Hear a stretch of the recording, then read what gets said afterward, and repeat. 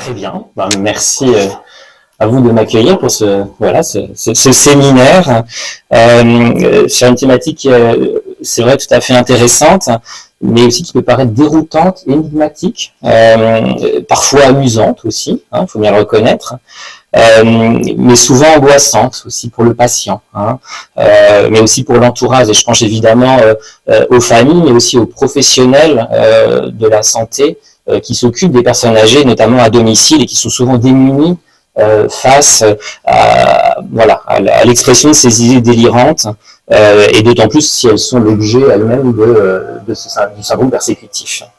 Donc effectivement, donc je suis maintenant responsable des chefs de service de la consultation de psychiatrie générale à l'Élan Retrouvé depuis pas très longtemps, depuis le mois de janvier. Et auparavant, donc j'ai travaillé, j'étais chef de service d'un secteur de psychiatrie adulte à l'hôpital Paul Guiraud dans le Val-de-Marne. Donc c'est un service que je connais bien parce que j'y ai travaillé depuis la fin de mon internat, depuis 16 ans, et que j'ai donc quitté à la fin de l'année 2024. Et au cours de mon exercice dans ce secteur, donc on a effectivement, j'ai eu la possibilité de créer une équipe mobile de psychiatrie de la personne âgée, donc qui est une des premières qui a été mise en place sur l'Île-de-France, et donc qui a démarré en 2012. Vous voyez, une équipe mobile qui est assez ancienne pour le coup.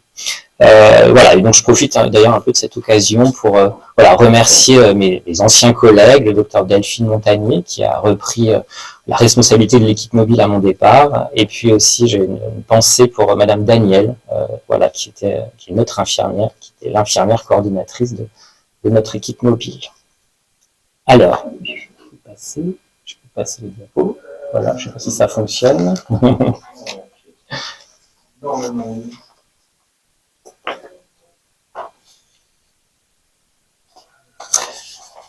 Et donc effectivement, je suis aujourd'hui pour vous parler de mon expérience passée, au sein de ces 13 années passées sur l'équipe mobile de psychiatrie de la personne âgée. C'est bon. Alors, je vais commencer mon propos en fait en vous présentant finalement le travail de notre équipe mobile et aussi le pourquoi on a eu l'idée de pouvoir créer cette équipe, parler aussi du fonctionnement. Et puis après, je voudrais quand même parler du domicile. C'est quelque chose qu'on aborde finalement assez peu. Qu'est-ce que le domicile? Quelles sont les fonctions du domicile? Quelles sont les fonctions symboliques du domicile? Et je trouve que c'est tout à fait pertinent lorsque l'on fait des visites à domicile, de savoir où l'on va et pourquoi on y va. Et puis enfin, donc je vais surtout vous présenter aussi des situations cliniques. Donc c'est des situations cliniques que j'ai rencontrées au cours de mon activité.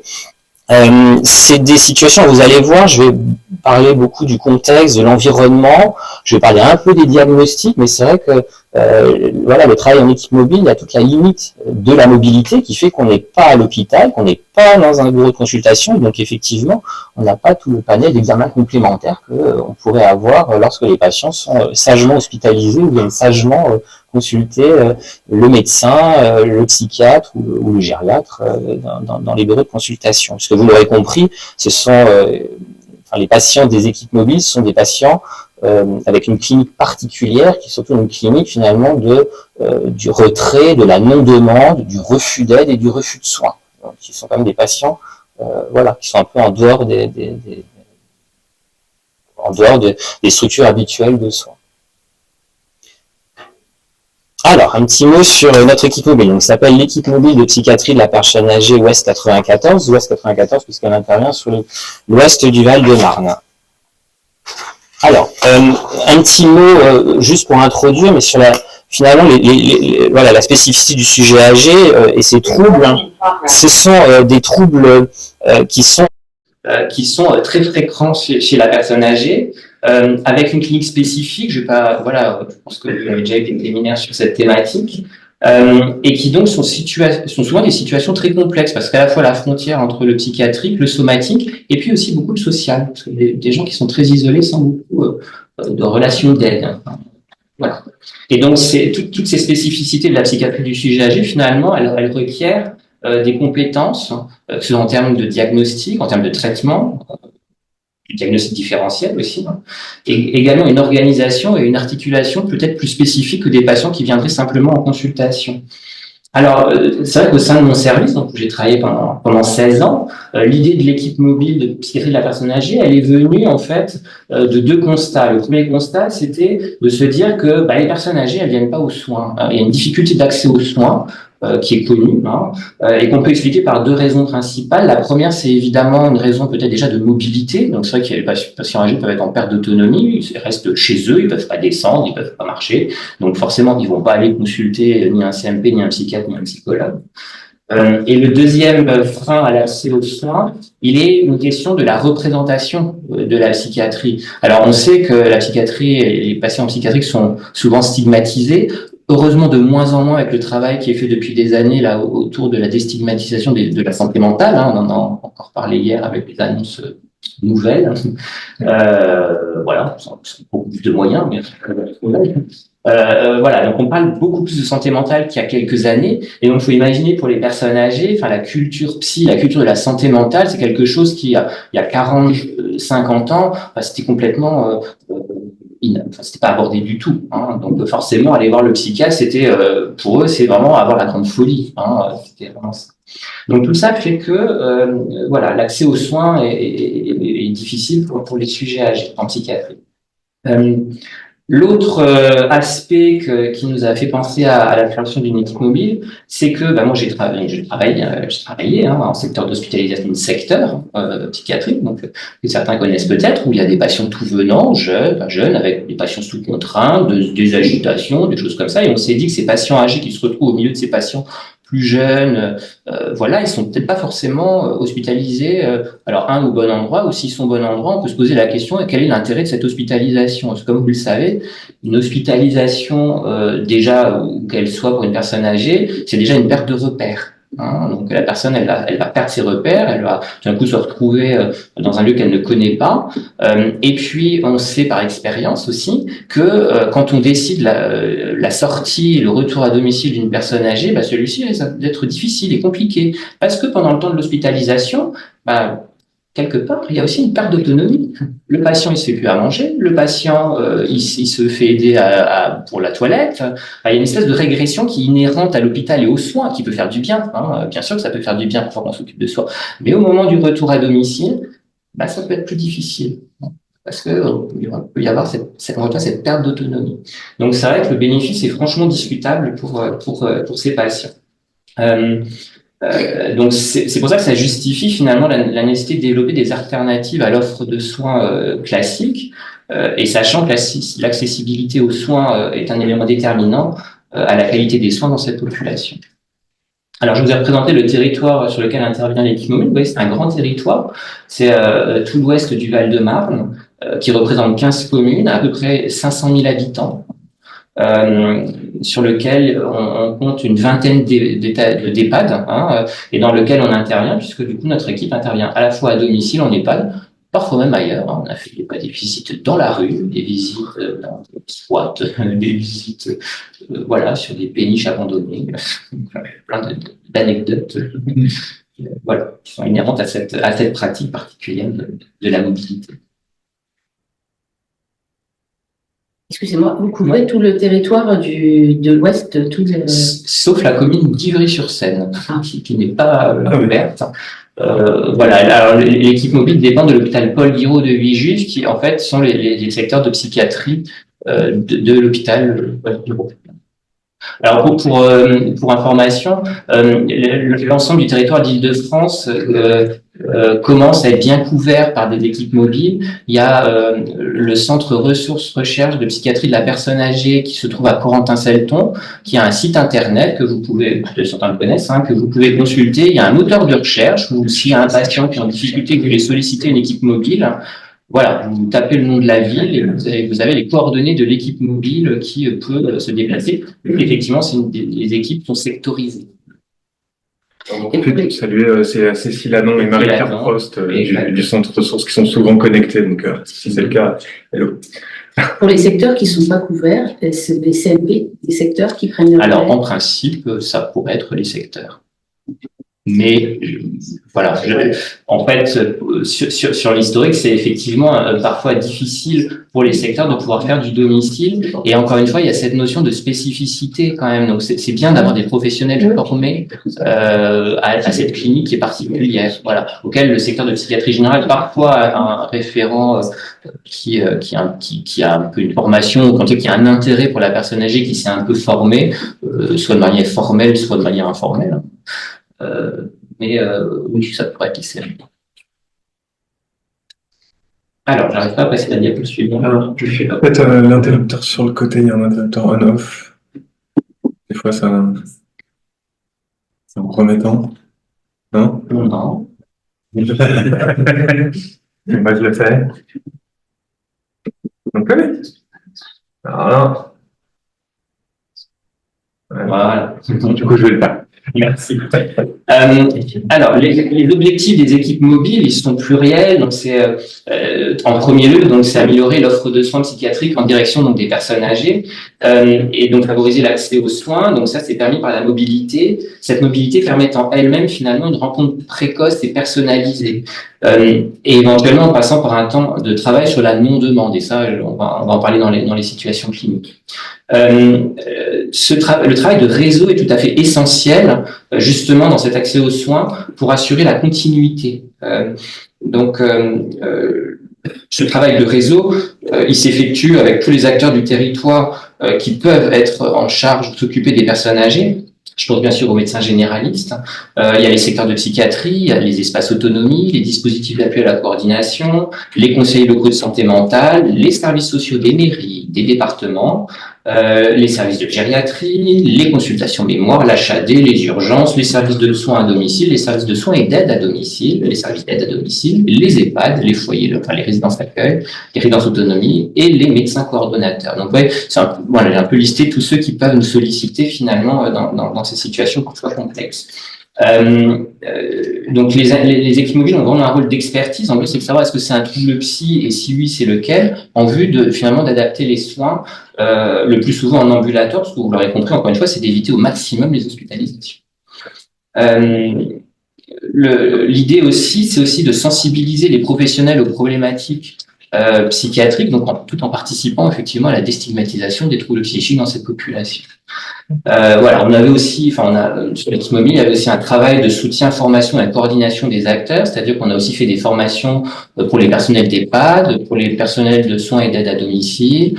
On a fait des formations pour les espaces autonomie, pour le DAC, également pour les bailleurs sociaux, où on a formé au repérage un peu des étrangetés, des bizarreries. En fait, les gardiens d'immeubles, c'était très intéressant. Les gardiens d'immeubles est quelqu'un de tout à fait central quand on fait des visites à domicile. On a aussi fait ce travail-là avec un bailleur social. Voilà, on avait un petit travail de recherche et d'évaluation du dispositif qui avait donné lieu à l'encadrement de 2 thèses de médecine, une portant plus sur les idées suicidaires chez nos patients, donc de cette équipe mobile, et une autre sur les événements traumatiques et la fréquence des syndromes de stress post-traumatique dans cette population assez importante. Ah, ça va marcher. Alors, comment se passe finalement le fonctionnement de notre équipe mobile? Donc, l'AMPA intervient auprès des personnes qui présentent des troubles d'allure psychiatrique. J'insiste bien sur le mot allure, parce que parfois, ça peut être psychiatrique et parfois ça l'est pas. En gros, il y a 3 types de troubles qu'on peut retrouver. C'est tout d'abord les pathologies psychiatriques, on va dire vieillies, ou qui ont avancé dans le temps. Donc, ce sont des patients qui ont souvent des troubles psychiatriques souvent anciens, et pour lesquels finalement il y a une rupture de soins, une rupture de suivi qui est souvent aussi un peu concomitante, soit à la perte de l'aidant finalement. L'aidant supplée un petit peu finalement au trouble psychique de la personne, et puis finalement l'aidant, il décède, ou il est placé, voilà, et tout d'un coup, voilà. Le trouble psychiatrique reprend un peu plus de l'ampleur, donc on peut être appelé dans ces situations-là. Donc là, l'idée, c'est de retrouver, de refaire un peu l'histoire de l'histoire et de la pathologie finalement, pour essayer peut-être de raccrocher quelque chose à des soins, ou alors de réorienter s'il y a besoin. La deuxième situation qu'on rencontre dans les troubles psychiatriques du sujet âgé, c'est justement une pathologie qui apparaît à un âge tardif et sans qu'il y ait d'antécédents connus. Donc, c'est vraiment ces situations qui nécessitent une évaluation, un diagnostic et une orientation, donc pour la bonne prise en charge au bon endroit.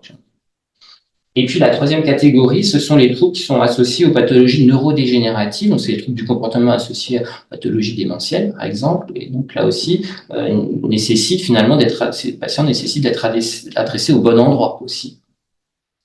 Donc voilà. Donc les patients, en fait, c'est des patients. Donc nous, on intervient auprès de patients qui sont âgés de 60 ans et plus. Alors 60 ans, souvent, pour personnes âgées, c'est jeune, mais je vous rappelle que voilà, les patients qui ont souvent des pathologies psychiatriques, elles vieillissent souvent plus vite que les autres. Hein. Donc nous, ça nous semblait tout à fait cohérent d'intervenir à partir de 60 ans, sachant que par exemple, les espaces d'autonomie, les DAC interviennent à partir de cet âge-là. C'était aussi cohérent avec nos partenaires d'intervenir à partir de cet âge-là. Et finalement, on avait beaucoup de patients entre 60 et 70 ans qui n'avaient pas accès au service de gériatrie, pour le coup, parce que la gériatrie, c'est souvent après 70 ans, 75 ans.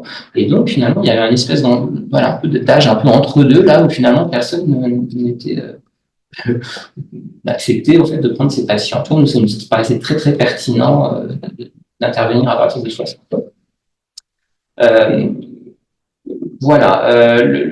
Le fonctionnement particulier, je crois un peu unique de notre équipe mobile, et qu'on a pensé dès le départ en la créant, c'était d'emblée d'intervenir avec un infirmier correspondant du CMP, du lieu de domicile du patient. Ça répond un peu à votre question, mais l'idée étant que parfois c'est difficile d'adresser un patient au CMP quand il y a nécessité de soins, voilà. Et donc nous on a pris le parti en se disant que si l'infirmier est présent dès le départ dans la prise en charge, eh bien lui va pouvoir faire le lien avec le reste de son équipe, pour peut-être refaire une visite à domicile avec un autre collègue, avec l'assistante sociale du CMP, ce qui nous permet aussi de nous dégager des suivis, parce qu'on peut pas faire des suivis au long cours, sinon on n'aurait pas le temps de pouvoir faire des nouvelles demandes. Donc voilà, et donc ça a été assez facile, hein. Il y a des infirmiers, voilà, qui étaient correspondants au sein de chaque CMP. Alors, parfois il y en avait un, parfois ils étaient plusieurs, et donc on allait, dans la plupart du temps, c'était pas systématique, mais faire la visite dans la domicile avec l'infirmier du CMP, ce qui facilitait finalement ce travail de relais. Et donc, on demandait aussi à ce que la personne qui nous a signalé le patient puisse être présent, et ça c'est aussi pour pouvoir en gros nous ouvrir la porte, parce qu'on n'arrive pas comme ça en disant bonjour, c'est la psychiatrie. Voilà. Donc, c'est aussi un peu le lien, voilà, et d'abord, et ça se passe généralement très vite. Lors de notre évaluation, alors on fait ce qu'on fait finalement en examen clinique, j'allais dire en consultation, mais donc on s'intéresse aux antécédents, on s'intéresse à la symptomatologie psychiatrique. Il y a aussi des éléments qui nous paraissent vraiment importants, c'est aussi la personnalité. Moi, j'aime bien ce concept de personnalité. Souvent, c'est la personne âgée. Ce qui est intéressant, c'est de savoir un peu, est-ce qu'il y a des modifications du caractère, un peu récent. Et s'il y a modification du caractère récent, on peut se dire que là, on est plutôt dans une pathologie d'apparition tardive du sujet âgé, souvent une dépression d'ailleurs, voilà. Puis parfois, on retrouve des éléments de personnalité, donc souvent rapportés par l'entourage, hein, c'est souvent la femme, le fils, il a toujours été comme ça, il a toujours été méfiant, donc qui nous aiguille aussi un petit peu sur finalement la tonalité de la personne que l'on a en face d'elle. Et c'est très intéressant aussi, je trouve, d'avoir ces éléments de personnalité pour les patients qui ont des troubles neurocognitifs, parce que souvent, la personnalité, elle colore un peu la symptomatologie finalement que l'on retrouve dans les éléments, dans la symptomatologie notamment délirante des patients avec des troubles neurocognitifs. On s'intéresse évidemment s'il y a des stress, des modifications récentes de conditions de vie. Là, je pense vraiment, par exemple, des patients qui entrent en EHPAD. Hein, l'entrée en EHPAD, c'est un événement tout à fait stressant et difficile. Et puis, évidemment, d'être à domicile, ça permet de voir l'état du domicile. Et donc là, je vais en parler encore plus tard, mais ça permet de voir qu'on ne voit pas quand on est en consultation. Donc, de pouvoir évaluer l'environnement, les pièces, l'encombrement, l'incurie, des choses qu'on peut faire aussi, que je faisais volontiers toujours avec l'accord du patient, mais je trouve que c'est très intéressant d'aller voir dans les frigos. Les frigos renseignent sur beaucoup de choses, voilà. Plein de choses, soit des frigos vides, des frigos pleins, des frigos avec plein de choses périmées, des choses avec une seule catégorie d'aliments. Enfin, c'est très, très, très, très intéressant, les frigos. Voilà. Pour la fois, il faut y aller doucement. Alors, on faisait ça un peu à la fin de la vie. Ça se continue. Mais ça renseignait aussi un petit peu du fonctionnement de la personne et de son autonomie aussi. Voilà, on peut évaluer les fonctions cognitives. Alors là aussi, avec toutes les limites du domicile, c'est-à-dire on peut faire des tests brefs, voilà. Mais évidemment, un diagnostic de trouble neurocognitif, on va pas le poser lors d'une visite. Voilà, on peut avoir une suspicion, probable, voilà, mais on va pas poser un diagnostic de trouble démentiel à domicile. Parce qu'encore une fois, ça nécessite des examens plus poussés que malheureusement, souvent, ne le souhaitent pas. Hein. Voilà, on nous signale un patient, mais on n'intervient pas qu'auprès du patient. D'ailleurs, on intervient finalement assez peu, souvent auprès du patient, mais beaucoup autour de son entourage. Et c'est très intéressant aussi de pouvoir, lors de ces visites, parler avec l'entourage. C'est ce qu'on fait, hein, d'ailleurs, avec la femme, le fils. Ça peut être l'aide ménagère, parfois il y a une aide ménagère qui arrive, qui est là. Donc, bon, comment ça se passe avec monsieur, comment ça se passe avec madame, c'est aussi intéressant, hein, de pouvoir évaluer finalement la qualité du soutien qui est présent. Et puis effectivement, on met en évidence donc certaines problématiques qui ne sont non identifiables lors d'une hospitalisation et d'une consultation. Alors, après cette courte présentation de l'équipe mobile, je voudrais vous parler un petit peu du domicile, parce que c'est quand même une question qu'on doit se poser finalement. Qu'est-ce que le domicile? Quelles sont ses fonctions? À quoi il sert? Sachant que c'est l'élément environnemental le plus essentiel que l'on a, quand on en a. C'est bien plus qu'un lieu de vie finalement. Puis, il contient en fait les investissements matériels et affectifs de toute une vie. Donc le connaître, et c'est la force des équipes mobiles, ça peut mieux aider à comprendre et à aider la personne. Alors, moi je dis aussi que la notion de domicile, elle peut être étendue finalement au-delà des murs, hein, au-delà des murs du logement. Et pour moi, elle inclut aussi les échanges du quotidien avec les voisins, les visites des proches et le quartier. Dans le vocabulaire, on parle de domicile, mais on parle aussi de logement, on parle d'habitat, on parle de chez-soi, avec finalement 3 fonctions qu'on peut développer. Donc le domicile, il peut avoir trois fonctions. Donc ça peut être un lieu d'identité, un lieu de repère. Ça peut être un lieu de sécurité, qui est aussi un repère, différent du premier, et aussi un lieu de contrôle, un peu à l'image de la domus romaine, qui était la propriété donc, du maître romain, qui était un peu le maître en sa demeure. Alors je vais expliciter un petit peu ces trois notions. Alors, faut d'abord entendre le domicile finalement comme un lieu du fondement de l'identité. Alors, c'est ce que je disais, on dit bien être chez soi, bien dans l'identité. Le domicile représente un lieu de mémoire qui peut être individuel et collectif, où il y a les souvenirs heureux et malheureux qui ont fait la personne. C'est un lieu d'enracinement, où on retrouve aussi les témoins de la construction du sujet, notamment à travers les objets, à travers les photos, à travers le choix de décoration. Alors là, j'ai représenté l'intérieur d'une dame dont l'icône est Marie-Antoinette. Voilà, plein d'objets, une décoration. Mais c'est sa personne, c'est son chez elle. Ça représente sa vie. Et donc, effectivement, cette décoration peut refléter et révèle les personnes qui y vivent. Le domicile a aussi une valeur d'inscription sociale. Il porte en lui les fondements de la notion et du sentiment d'appartenance. On parle d'ailleurs de la maisonnée. La maisonnée, ça désigne la famille, la maisonnée. Mais en même temps, c'est issu du mot maison. Donc on voit bien cette notion d'appartenance finalement, qui est assez présente.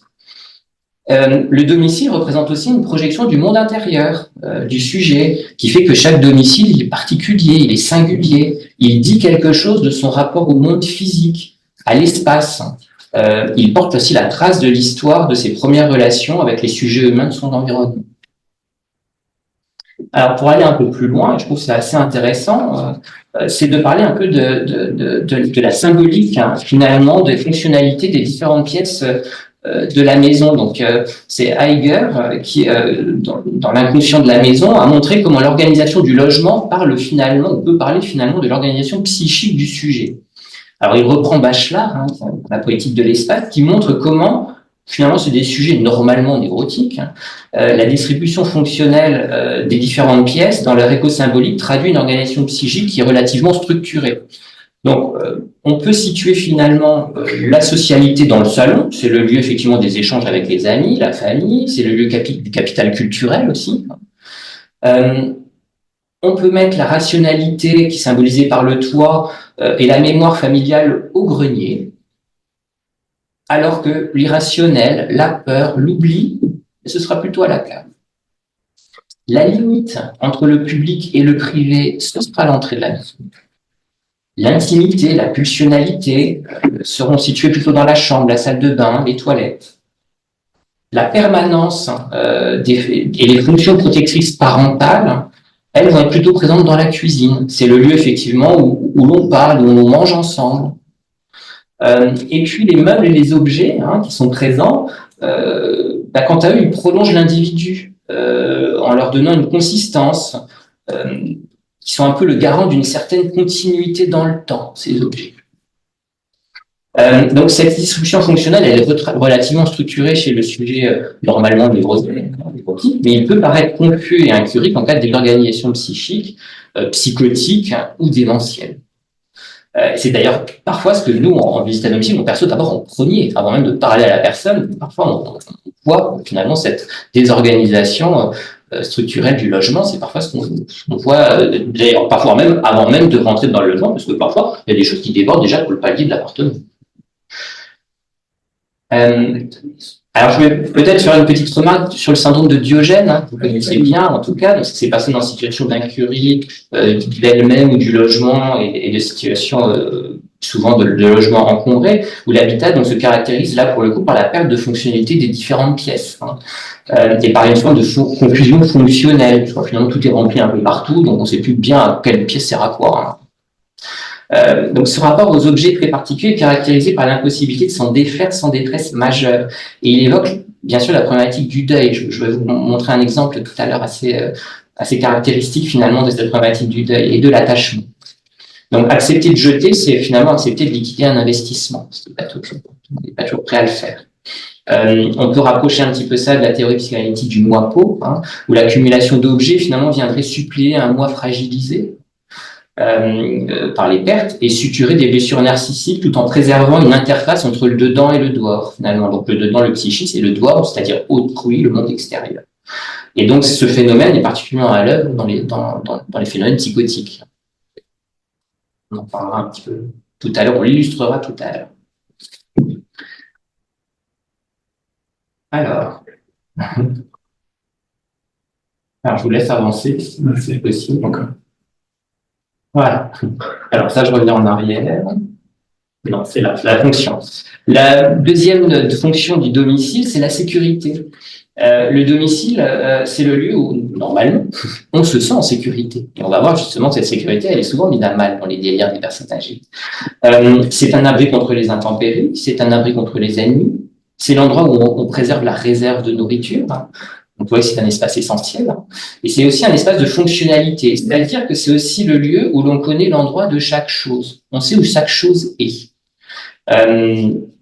C'est l'endroit où on a ses repères. C'est l'endroit où on a ses habitudes. Et d'ailleurs, c'est intéressant de remarquer que le mot habitude partage la même étymologie que le mot habitat. C'est le lieu de la famille. C'est le lieu du réconfort. Voilà. C'est aussi le lieu de l'intimité. C'est le lieu qui peut abriter la nudité, c'est le lieu qui abrite les pulsions, et c'est aussi le lieu qui abrite les rêves. Tout ça, cette notion finalement de sécurité. Et la dernière fonction du domicile, c'est la notion de contrôle. Comme je vous disais, le terme, c'est intéressant d'ailleurs de remarquer que le terme habitat et le terme de domicile, en fait, ils contiennent tous les deux dans l'étymologie la notion de possession. C'est-à-dire que habitat vient de habitare, donc qui provient du verbe avoir, habere en latin, et que le mot domicile vient du mot maîtrise, dominus, domus, le maître, dans sa demeure, dans celui qui contrôle. Donc ça veut dire que chez soi, on a pris la possession des lieux. On est entouré de ce qui nous appartient, de ce qu'on a choisi d'avoir chez nous. Dans son propre univers, on a l'impression de garder la maîtrise de sa vie. Chez les patients souffrant de démence, la familiarité du domicile, elle sert souvent de mémoire de suppléance pendant un temps.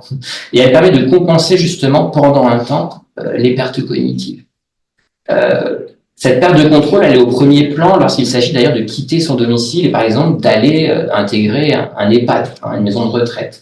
La personne doit alors entamer un important processus de deuil et risquer de perdre son identité, sa sécurité et aussi le contrôle de sa propre vie. C'est aussi donc la perte de son habitat. Je vous rappelle que le H d'EHPAD, c'est pas habitat, mais c'est hébergé. Donc on a plus de chez lui, on a plus de chez soi, hein. On est hébergé quelque part, hein. On n'habite plus quelque part. C'est aussi donc la perte de son identité, du contrôle de sa propre vie et de son statut de sujet. Dans le langage commun, on dit toujours, on parle souvent, on va faire un placement en institution. À l'EHPAD. À l'EHPAD, on occupe une place, voire un peu comme un objet, hein, ou on occupe un lit. C'est encore pire. Hein. On est l'objet de soins. On a un peu le sujet là-dedans. Et donc voilà, cette réalité vraiment peut parfois être vraiment insoutenable pour la personne âgée et ça fait souvent le lit des troubles délirants. Donc j'en parle aussi parce que c'est important. Je ne sais pas si certains accompagnent des personnes âgées vers un accompagnement vers une EHPAD, mais c'est quelque chose qui se prépare. Et donc ça va se préparer justement en facilitant un petit peu ce travail de deuil de tout ça, de la sécurité, du contrôle, de la familiarité, mais tout en aidant à garder quand même des repères. Donc ça pourra passer justement en favorisant, par exemple, de garder des objets du passé, de garder des choses importantes. Alors parfois, certains EHPAD, on peut amener ses propres meubles, hein. Donc ce qui va permettre d'apporter encore du repère et de la sécurité dans un lieu autre. Voilà, ce qui n'est pas toujours le cas. Alors, un mot un petit peu de la rencontre au domicile, qui est donc pas toujours évidente, hein, notamment, comme je vous disais, on est avec des patients, avec des patients qui sont toujours dans le refus d'aide et le refus de soins, donc qui ne demandent pas grand-chose. Hein. Donc, quels sont les mécanismes, les composantes à l'œuvre finalement dans cette rencontre? La rencontre au domicile. En fait, il y a, on l'a vu, hein, donc c'est important d'avoir ces fonctions du domicile en tête lorsque l'on intervient à domicile, se rappeler que c'est un espace intime à respecter et que les soignants, ils ont le devoir de s'adapter à l'univers de l'autre. Donc, c'est surtout pas, alors évidemment, on n'est jamais avoir de jugement sur ce qu'on voit, évidemment. C'est nécessaire pour créer le lien de confiance qui va être finalement ce vecteur de la relation à l'autre qui va pouvoir petit à petit se mettre en place. Donc, cette rencontre, elle nécessite tout d'abord un temps de présentation. On va se présenter. On va dire qui on est. Et puis après, vient le temps du prendre place. Alors, le prendre place, il peut prendre du temps. Parfois, c'est pas lors de la première visite à domicile. Parfois, l'entretien, il a lieu sur le pas de la porte. C'est pas grave. Voilà. Mais il a lieu. L'échange a lieu. On peut se parler sur le pas de la porte. Parfois, un peu entrouverte comme ça, mais il s'agit pas, voilà. Il s'agit justement de continuer de créer du lien. Puis après, la porte, elle s'en trouve petit à petit. C'est comme ça qu'on peut, voilà, la personne nous fait confiance. Moi, j'ai eu le cas aussi, une patiente, je me rappelle, on avait fait l'entretien dans la rue, quoi. C'est une maison, elle était à sa fenêtre, on était derrière sa clôture, bon, un peu échangé comme ça. Au bout de 10 minutes, elle a accepté de nous faire rentrer. Mais c'est important, voilà, ce temps de prendre place pour s'apprivoiser, il est absolument essentiel. Il ne s'agit pas d'aller vite, hein, loin de là. Prendre le temps. L'inversion, en fait, du rapport accueilli-accueillant, en fait, j'allais dire, quand le patient il vient dans votre cabinet ou à votre consultation, en fait, c'est lui qui se met un peu en danger. Il sait pas où il va, il sait pas qui va voir, voilà. Là, c'est l'inverse. Là, c'est le soignant qui va se mettre en danger à domicile. Il sait pas ce qu'il va trouver. Et finalement, c'est ça. Donc, ça peut être, ça implique finalement une implication personnelle et assez forte du soignant, hein. Mais en même temps, c'est ça qui va aussi aider à la relation. C'est ça qui va aussi permettre de limiter les représentations négatives associées à la psychiatrie. Voilà. Alors, il ne faut pas se leurrer. Parfois, effectivement, aller chez la personne âgée, ça peut être vécu de manière assez intrusive et insécurisante. Mais c'est pour ça on n'insiste pas. Parfois, on parle d'ailleurs de l'insistance polie. Hein. On viendra, on pourra vous appeler. Est-ce qu'on peut passer à un autre moment où ça vous arrange? Voilà. On essaye un petit peu, voilà, de faire comme ça. Pour encore une fois mettre toutes les chances de son côté pour pouvoir accéder à la personne. Il y a deux principes importants, donc c'est l'aller vers, hein, donc ça, vous l'avez bien compris, pas vers la personne qui en apparence souffre.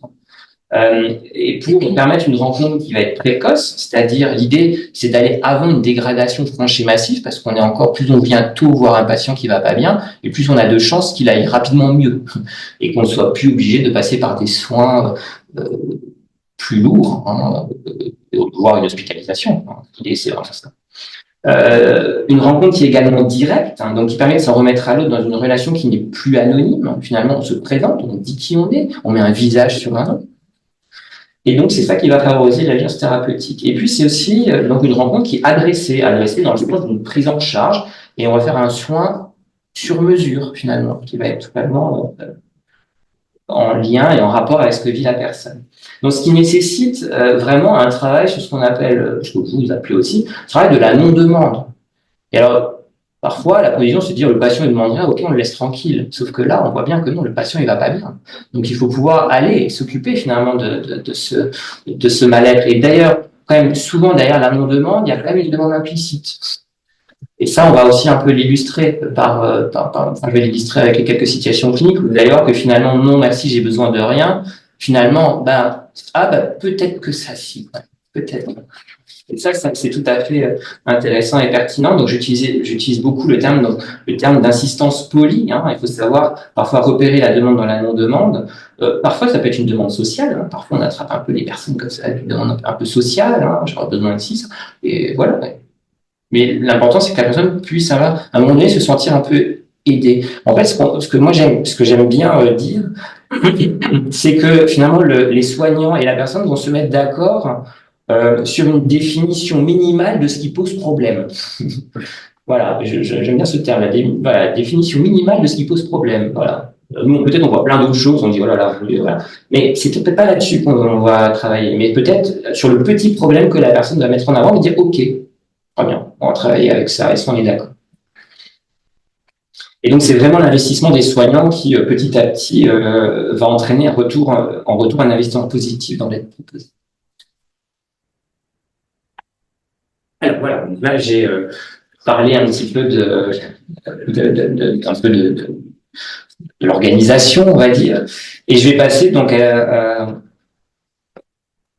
différentes situations rencontrées pour le coup, c'est des situations que moi j'ai vues avec mon équipe. Donc au sein de l'activité mobile, donc c'est des situations finalement que vous allez voir que j'ai choisi aussi parce que le domicile, en fait c'est quasiment tout le temps le cas, le domicile et ses fonctions ont une place centrale dans la thématique du délire, parce qu'on va bien parler du délire à un moment donné. Et d'ailleurs c'est souvent le cas finalement chez la personne âgée. Alors je vais d'abord parler de Madame N et de son marteau. Alors Madame N a 76 ans. Elle est signalée donc à l'espace autonomie par la gardienne de l'immeuble, qui elle-même a été interpellée par les voisins pour des troubles du comportement. Alors, en effet, depuis plusieurs nuits, les voisins entendent taper, avec un marteau, ce qu'ils pensent entendre un outil, sur les murs de son appartement.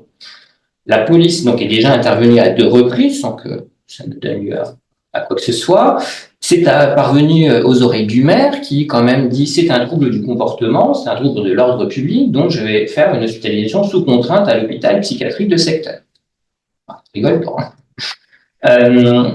Donc l'espace autonomie, donc nous signale finalement cette dame. Voilà, le début des troubles remonterait à peu près à un mois environ. Donc c'est une dame qui vit seule, qui est une veuve. Son mari est décédé il y a de nombreuses années. Elle a 5 enfants. 2 sont décédés, un d'un accident de la voie publique et un autre d'un cancer. Et 3 autres vivent très éloignés. Il y en a un à Toulon, l'autre un au Mexique et un en Guadeloupe. Et donc, d'après la gardienne, en fait, elle a très peu de visites. C'est une dame qui est donc de fait très isolée. A priori, elle n'aurait jamais travaillé. Elle est plutôt autonome. Elle ne sort que pour faire ses courses. Alors, les antécédents, alors elle a un médecin généraliste. Vous allez voir que le médecin généraliste, pour le coup, c'est important, là, pour la suite de la prise en charge. Donc, il a su pour une hypertension artérielle et des douleurs rhumatismales. Il n'y a pas d'antécédents psychiatriques retrouvés à l'interrogatoire, et donc un traitement tout assez classique, somatique. Alors, lorsqu'on va voir cette dame, donc on y est allé avec une infirmière du CMP, donc moi j'étais une infirmière du CMP, et il y avait également la conseillère en gérontologie, donc de l'espace autonomie, qui avait déjà rencontré madame quelques jours auparavant et qui nous l'avait signalé. Donc la dame nous accueille facilement, le contact est d'abord plutôt de bonne qualité, le logement est propre, bien tenu, il n'y a pas de signe d'incurie ni du logement ni sur elle-même. Et voilà, et donc en arrivant dans le salon, donc on remarque tout d'un coup donc un gros marteau posé sur le buffet avec de nombreux trous faits dans le mur du salon. Voilà. Et donc rapidement la discussion, voilà, la patiente nous parle d'un délire de persécution, qui est des mécanismes hallucinatoires, qui a prédominance plutôt auditif et synesthésique. Alors auditif parce qu'en fait elle dit qu'elle entend une musique la nuit qui provient de chez son voisin de palier, et donc il ferait exprès de lui nuire pour qu'en fait elle parte de l'appartement. Et il ne fait pas que ça, puisque du coup, il lui envoie aussi des ondes à travers le mur, des ondes qui lui procurent des douleurs dans les membres, à type de torsion, qui pourrait être tout à fait insupportable. Il y a également des éléments un peu plus interprétatifs, dans le sens où elle pense qu'il peut rentrer chez elle quand elle va faire ses courses et qu'il déplace des objets. Il n'y a pas de vol d'objets, mais il déplace les objets. Les objets ne sont pas forcément à la bonne place. Ce qu'on remarque surtout, c'est une adhésion totale à ce délire, avec une grande participation anxieuse. Il n'y a pas d'éléments dissociatifs, il n'y a pas de signes évocateurs de détérioration cognitive. Là, encore une fois, c'est des signes de ce qu'on remarque. On n'a pas fait de bilan cognitif complet, comme on peut faire parfois en hôpital de jour gériatrique, loin de là. Mais en tout cas, il n'y a rien qui nous évoque ça en tout cas. Alors, là où le contact était bon, finalement, au début, finalement, le contact va un peu refluer, si je puis dire, puisque, le contact va être fluctuant durant l'entretien, elle va être très réticente à aborder tout élément concernant sa famille, donc, finalement, on ne va pas apprendre grand-chose, à part les quelques éléments qu'on a eu là, et qu'on a eu plus par la conseillère en gérontologie qui nous les a donnés, en fait, sur les décès des 2 enfants et l'éloignement familial. Nous, elle n'a pas voulu nous en parler. Mais oui, c'est pour ça que c'est bien le réseau, d'avoir des informations un peu, pour compléter les informations. Et donc, évidemment, quand on lui parle de la question d'un traitement médicamenteux, parce que le terme est quand même en souffrance, en plus, elle est quand même un peu embêtante, je vois j'entends taper la ligne. Donc elle est complètement réticente à ça, complètement réticente à un suivi médical psychiatrique. Elle est opposée donc à une modification de son traitement, et elle dit n'avoir confiance qu'en son médecin généraliste. Et ça, je le souligne parce que vous voyez le travail qu'on va pouvoir faire et qu'on va Donc en fait, on va pouvoir passer par le médecin généraliste. Alors, elle est pas complètement opposée à une nouvelle visite du CMP, elle est un peu ambivalente, en disant, on lui dit, on peut passer vous voir, comme ça, on va prendre de vos nouvelles. Quand même, ça doit être dur de souffrir comme ça de ce que votre voisin fait, on peut peut-être... Et donc, elle était pas, elle a accepté que les infirmiers du CMP repassent la voir. Et donc, vous voyez, la notion du problème minimal de ce qui pose problème, c'est pas finalement que le voisin l'embête, c'est pas, on va pas, mais c'est peut-être la souffrance que ça génère. Et en fait, c'est cette souffrance qu'on va dire, oui, peut-être on va s'intéresser à la souffrance que vous avez.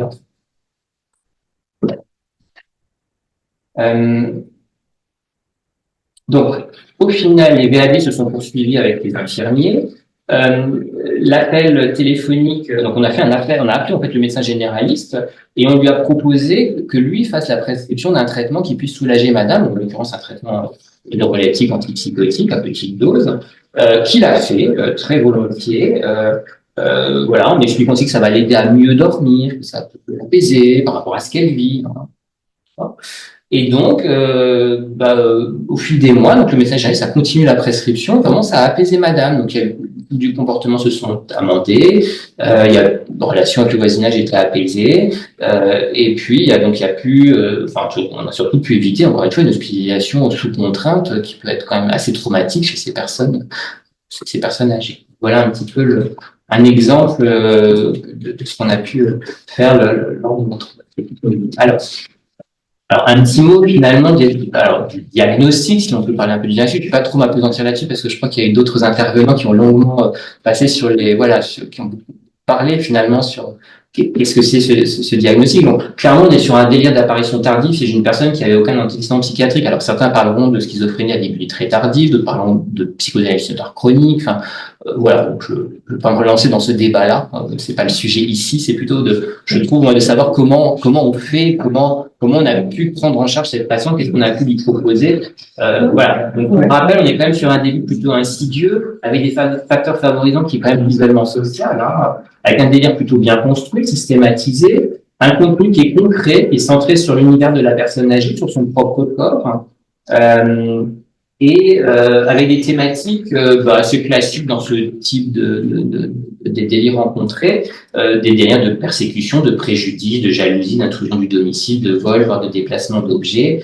Moi, il y a un terme que j'aime bien, je je vais le redire à cheval, mais je trouve que c'est beaucoup les délires des cloisons, en fait. Qu'est-ce qui se passe derrière le mur, ou derrière le plafond, ou sous le sol, on appelle ça, voilà, le délire des cloisons. Et ça montre bien, et je vais en parler un peu de manière un peu plus psychodynamique après, mais c'est que finalement, l'environnement de la personne âgée, il se restreint avec l'âge, il se restreint en termes d'autonomie, il se restreint, voilà, l'environnement lointain finalement est un peu désinvesti, et c'est l'environnement proche qui va être plus investi. Et parfois, il va être investi justement de manière un peu négative. Hein. Donc voilà, donc c'est pour ça qu'on parle des cloisons, parce que c'est tout ce qui est proche finalement de soi. Mécanisme plutôt hallucinatoire, et donc là encore une fois, pour faire la différence, c'est un peu voilà, mais il y a pas de syndrome dissociatif au sens où on l'entend. Voilà, et on retrouve une participation timide et anxieuse qui est quand même assez fréquente dans ces problématiques. Alors, si on peut aller un peu plus loin pour donner du sens, voilà, il s'agit aussi de donner du sens aussi un peu à ce qu'on voit, à ce qu'on a trouvé. Donc là, c'est vrai que chez Madame N, on a une réelle raréfaction progressive de l'entourage, hein, qui a sûrement entraîné une réelle diminution de ses interactions sociales et qui a engendré un sentiment de solitude. Qu'elle a pu dire, hein. On est un peu sur un cercle vicieux que Diaz Cordero a appelé donc un cercle vicieux de type isolement forcé, méfiance et isolement désiré. C'est-à-dire que voilà, au début, on se retrouve un peu isolé. Finalement, on se retrouve isolé. Pourquoi? Peut-être parce que les autres nous veulent du mal. Et bien finalement, comme ils me veulent du mal, je vais encore plus m'isoler. Donc ça fait un peu un cercle vicieux. La protection délirante, elle peut. Alors là, on voit bien que je reviens à la fonction du domicile, mais c'est vraiment la fonction de sécurité ici qui est mise à mal dans cette situation clinique. La protection délirante, elle s'apparente alors à une modalité de lutte contre cet isolement qui permet finalement le remplissage d'un vide réel. Dans ce délire de persécution, accuser quelqu'un permet aussi de le faire exister en lui accordant une valeur objectale et en recréant une présence avec laquelle le sujet pourrait encore avoir commerce. Il y a Kahn, dans une approche plutôt phénoménologique, qui a dit en 1950 dans 5 degrés que plutôt combattre ou souffrir du monde entier que d'être seul. Donc on voit bien que ça a de temps. Cette vignette clinique, elle peut aussi illustrer la tonalité protestataire du délire face à l'épreuve de la sénescence, en permettant finalement l'envoi d'un signal de détresse ayant valeur d'appel auquel on a répondu d'ailleurs, hein, et de demande impérative d'aide et de présence d'autrui. Ce qui permet de relancer finalement le commerce objectable chez cette patiente, comme ici par exemple les liens noués progressivement avec les infirmiers du CM.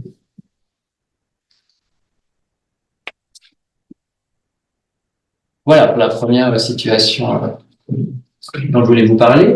La deuxième situation parle de Monsieur R et de sa maison.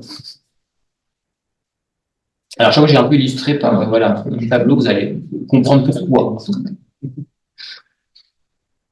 Donc, Monsieur R a 83 ans. Il est signalé par son médecin traitant pour des propos délirants, évidemment, et des idées suicidaires qui évoluent depuis 3 mois. Alors, les idées suicidaires, pas depuis 3 mois, elles évoluaient depuis 10 jours. C'est pour ça qu'il nous l'a signalé, il commence à l'inquiéter.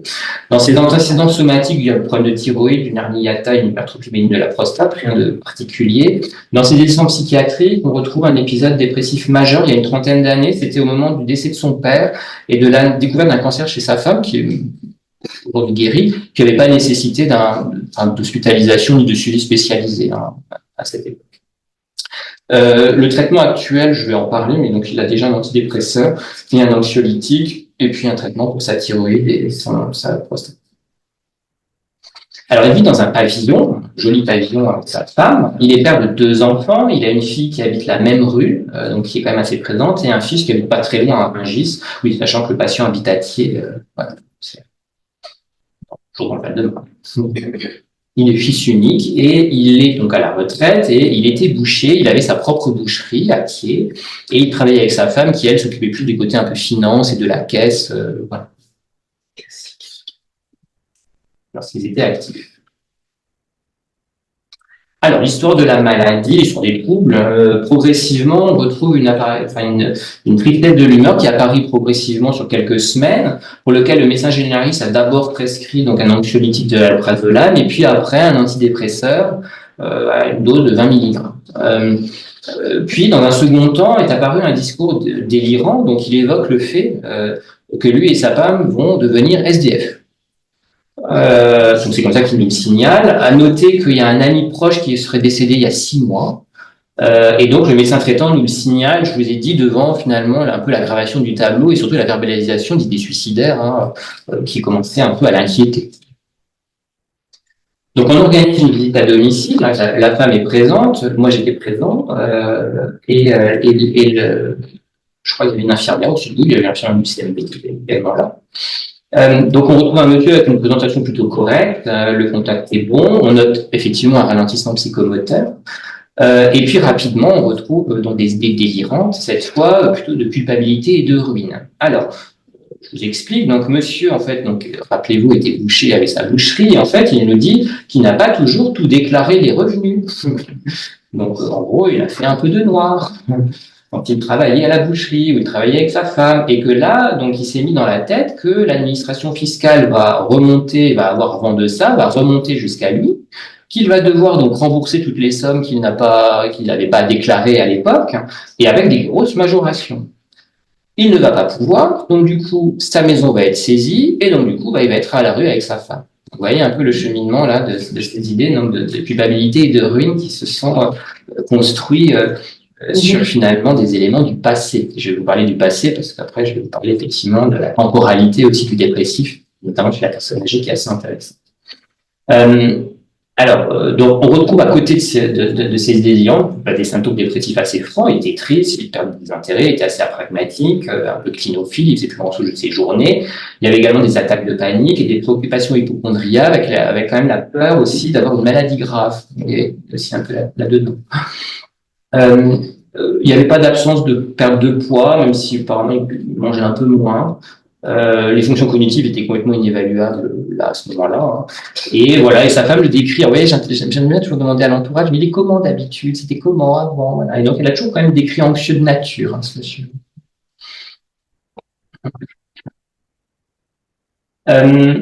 Alors, question du diagnostic là aussi, ou en tout cas de qu'est-ce qu'on pense là au vu de ce qu'on voit. Nous, on pense qu'on est quand même clairement dans un épisode dépressif majeur avec des caractéristiques psychotiques, c'est des éléments délirants.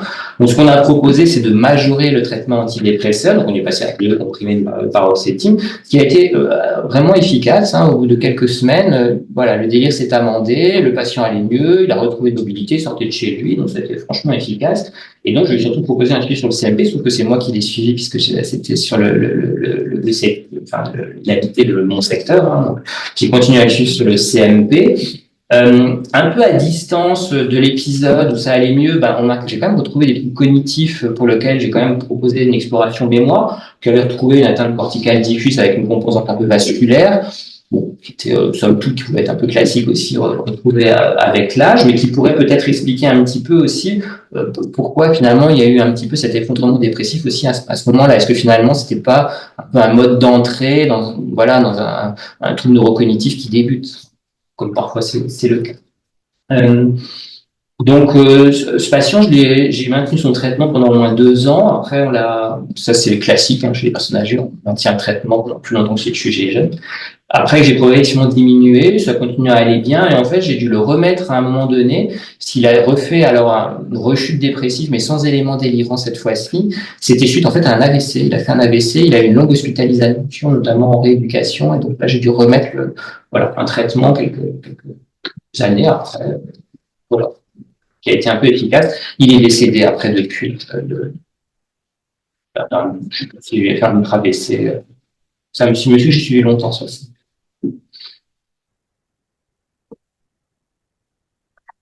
Alors là aussi, je fais un petit rappel, vous l'avez sûrement déjà eu, mais c'est vrai que dans l'épisode dépressif majeur du sujet âgé, donc il y a souvent des caractéristiques délirantes qui sont plus fréquentes que c'est le sujet jeune, ce qui est parfois un petit peu d'ailleurs égaré sur le diagnostic, et puis la présence d'idées mélancoliques. Les thématiques des délires, donc c'est souvent des idées de préjudice, des idées de vol, des idées de spoliation. Là aussi, on a encore une fois, vous allez voir qu'on est très dans la projection, hein, anodin. Des idées de ruine chez ce monsieur, des idées de culpabilité, des idées d'incurabilité. On avait un peu les trois chez lui. Voilà, et on peut aller jusqu'au fameux syndrome de Cotard que vous connaissez sûrement, qui est ce délire de négation d'organes, voire du corps entier. Donc c'est des patients qui parfois, me disent, je suis complètement mort à l'intérieur. Je suis mort-vivant, quoi. Je suis zombie. Voilà, ça vraiment c'est une de donc c'est quand même très fréquent ce sujet âgé déprimé, entre 20 et 45% seraient retrouvés des idées délirantes. Et par contre, il faut se le dire, là je pense que vous l'avez peut-être dit, mais le délire c'est pas forcément c'est un facteur de gravité, mais c'est pas forcément un facteur de mauvais pronostic. C'est-à-dire que le patient déprimé, délirant, finalement, il va se remettre peut-être même plus facilement que le sujet plus jeune. Et vous voyez que là, en fait, il aligne juste avec un antidépresseur. On n'avait pas eu besoin de mettre un traitement neuroleptique qui pourrait soigner le délire. L'antidépresseur a suffi. Donc, c'est pas forcément un facteur de mauvais pronostic. Voilà, il faut toujours faire attention quand même aux retraitements somatiques, notamment c'est des mélancoliques, et puis au risque suicidaire, qui voilà, c'est peut-être le bénéfice du propos, mais qui est franchement majoré, c'est le sujet âgé. Alors, pour aller un peu plus loin et donner encore une fois du sens à ce qu'on voit, j'ai trouvé intéressant là de parler finalement de la temporalité propre à l'état dépressif dont Nitzowski parle et dont il a donné finalement l'analyse la plus complète. Et je trouve que c'est intéressant de parler de temporalité, c'est le sujet âgé à un moment où la temporalité finalement, elle ralentit, c'est le sujet âgé. Alors c'est vrai que nos actes sont habituellement inscrits dans un rapport au temps et donc son écoulement apparaît différent dans la dépression. Le malade est un peu à contre-courant, il n'entrevoit plus l'avenir, il est dans un présent figé ou un passé envahissant tout l'espace. Et là on voit bien que chez Monsieur R, finalement, on est dans ce passé qui envahit tout l'espace, avec le retour constant sur une situation culpabilisante du passé. Henriet a également fait une description du trouble de la temporalité avec pour seule forme d'action dans la dépression, en tout cas la stagnation, l'attente, la rétrogradation, la réitération, finalement dans une immobilité et une suspension de l'existence. Donc cette approche plutôt phénoménologique, elle est intéressante dans le contexte de la sénescence chez des sujets finalement pour qui la perspective d'un avenir est réellement amoindrie, elle est resserrée. Ils sont souvent confrontés à accepter les aléas d'un passé révolu et des contraintes d'un présent qui est souvent insatisfaisant, et donc ce qui atteint par là même les fonctions d'identité et de contrôle du domicile. Ouais, je refais le lien encore une fois avec les fameuses fonctions du domicile. Alors, une autre situation, je vais parler de Monsieur L et de Saint-Claverne. Alors, j'ai illustré cette situation avec un autoportrait qui est assez intéressant de Wilhelm Heise, qui est un peintre allemand, qui est né en 1892, plutôt de l'expressionnisme, et qui en fait probablement avait lui-même un Diogène, c'est lui-même représenté dans son Diogène. Et voilà, alors aussi, je peux en parler, c'est plus sur l'aspect du psychotrauma, mais voilà, on retrouve beaucoup de traumatismes précoces chez des patients qui peuvent avoir un Diogène. Il se trouve que Wilhelm Heise, en fait, il a vécu la Première Guerre mondiale. Voilà, il a eu problème d'autres troubles psychiatriques, puisque il s'est quand même suicidé en 1965. Donc c'est voilà, une personnalité qui mérite peut-être une étude à un moment donné sur le plan psychopathologique. En tout cas, donc Monsieur L, lui, n'était pas peintre, mais il a 72 ans, c'est pas suicidé non plus, pour rassurer. Et donc, il nous a été signalé pour un appartement encombré insalubre par le service personnes âgées de la mairie de la commune où il habite. Il n'a pas d'antécédent psychiatrique connu, il n'a pas de médecin traitant, comme beaucoup, patients a eu. On remarque donc des antécédents psychiatriques quand même assez présent, puisqu'il y a eu deux hospitalisations, dans les années 80, il y a eu 2 hospitalisations à Bicêtre, à Paul-Biron en 84, pour ce qui est étiqueté des épisodes dépressifs francs. Et puis 2 nouvelles hospitalisations en 88 et 89, suite cette fois à des passages de menaces à l'acte suicidaire. Il y a eu un suivi très irrégulier entre 84 et 89 sur le centre médico-psychologique. Et il n'a pas de traitement, évidemment. Monsieur travaillait comme couvreur et c'est à noter qu'il a eu un accident du travail au début un peu de sa carrière en 76 Il a chuté de 6 mètres, il n'a plus jamais retravaillé depuis. Son père est décédé en 53 d'un cancer et sa mère est décédée en 80. Et alors, je l'ai mis un peu en gras parce que vous allez voir que c'est important. Voilà, la place de sa mère et le décès de cette mère en 80, puisque monsieur a toujours vivait avec elle, hein, entre le décès du père et voilà, il a toujours vécu en contact avec les parents, puis avec la mère. Même appartement. Il n'y a aucune famille connue. C'est un monsieur qui sort un peu faire quelques courses. En fait, ce qu'il fait, c'est qu'il va s'acheter des sandwichs et des panini, qui mange, je pense, une fois par jour, voilà, et donc il ramène les emballages, donc on va retrouver évidemment la trace dans son Diogène. Alors, il est signalé pourquoi? Parce qu'effectivement, il y avait quand même une forte odeur qui émane de l'appartement de monsieur. Et donc, les copropriétaires ont fait un signalement à la mairie qui a demandé au service d'hygiène d'intervenir. Il y a eu une mise en... Alors, il y a tout un tas de procédures, hein, ça en prend l'objet d'un autre sujet sur le syndrome de Diogène. Les mairies mettent en place tout un tas de procédures dans cette situation d'insalubrité, avec une mise en demeure, demandant le débarrassage, que évidemment monsieur n'a pas fait, le nettoyage, la mise aux normes aussi de l'électricité et du gaz, voilà. Proposant même l'aide d'une entreprise, évidemment, monsieur a refusé poliment, en disant, mais non, je vais pouvoir le faire moi-même. Il y a un refus d'aide. Donc finalement, c'est l'espace autonome. Il y a aussi une assistante sociale de la caisse complémentaire de retraite de monsieur qui était en contact avec lui, qui a également signalé monsieur à l'espace autonomie. Donc c'est un double signalement, si je puis dire, parce qu'elle n'avait plus de nouvelles depuis quelques mois. Voilà, donc c'est l'espace autonomie qui nous signale ce monsieur, en nous décrivant un peu la situation. Alors, donc on organise une visite à domicile et vous voyez que là, nous avions été attendus, puisque en fait, le patient nous attend dehors, en bas de chez lui, à l'heure convenue, et finalement, voilà, il accepte. Alors, à la visite, donc, il y avait moi, il y avait l'infirmière du CMP, il y avait la conseillère en gérontologie du CLIC, enfin de l'espace autonomie, c'était le CLIC à l'époque, qui était présente. Et donc, il a accepté qu'on monte chez lui sans trop de difficultés, malgré un contact quand même tout de même assez délicat. La présentation du patient est pour le coup un public, hein, en tout cas c'est détail, voilà, c'est taché, c'est les cheveux collés, etc. Un monsieur de pas très grande taille, un peu maigre mais pas non plus cachétique. Hein.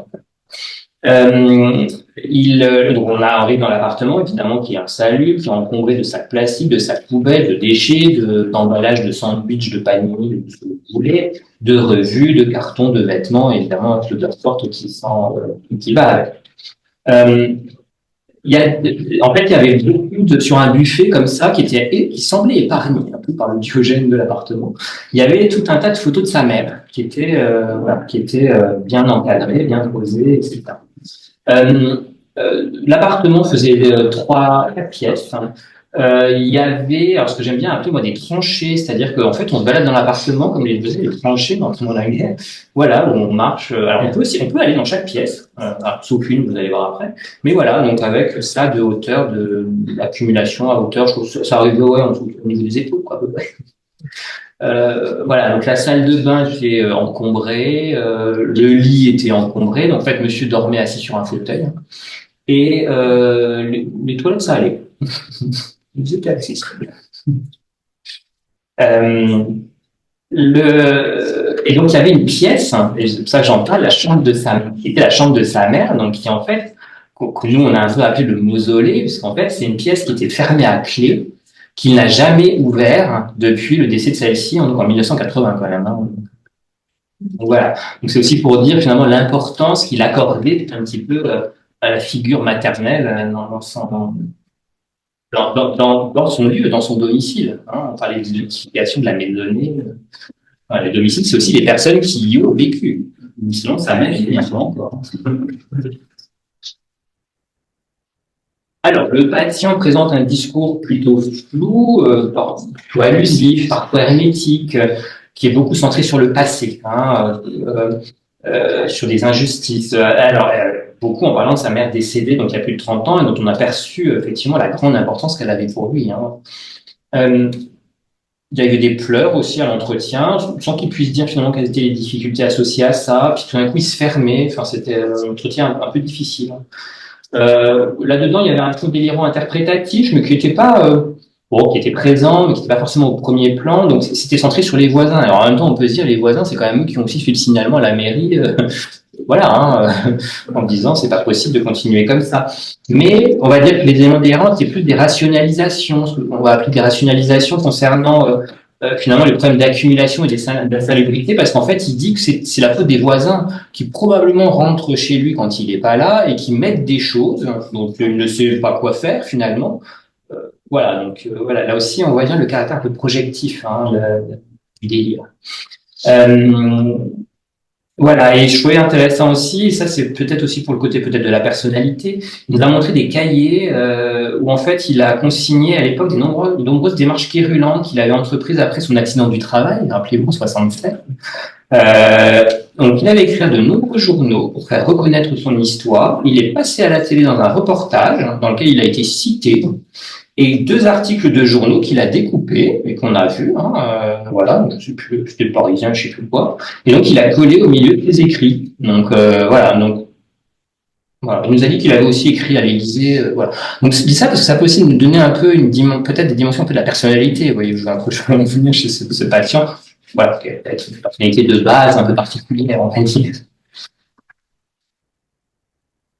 Alors, c'est difficile d'aborder avec lui la problématique de l'encombrement. Il répond pas aux questions de savoir s'il est bien dans cet appartement. Il passe beaucoup de temps dehors, finalement, aéré dans la rue. Alors, il n'y a pas forcément, nous, ce qu'on identifie d'éléments franchement anxieux.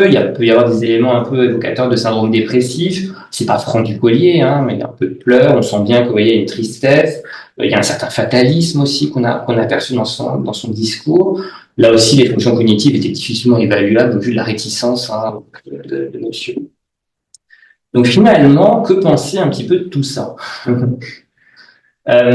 Alors, nous, on a quand même pensé que ça pouvait quand même ressembler à un syndrome dépressif chronique, donc qui n'était évidemment pas traité, peut-être même de longue date, depuis peut-être même le décès de sa mère, voilà, mais qui est quand même associé à de probables éléments de personnalité. Alors, quand je dis éléments de personnalité, est-ce que c'était un paranoïaque? Je fais référence un petit peu quand même à ces démarches quérulantes suite à l'accident du travail, etc. Est-ce qu'il n'y avait pas un peu de schizotypicité ou un peu schizoïde du fait du retrait, de l'isolement, voilà. En tout cas, on est quand même plutôt sur le cluster A des troubles de la personnalité, voilà, probablement, sans pouvoir faire un diagnostic plus précis. C'est un peu le contexte.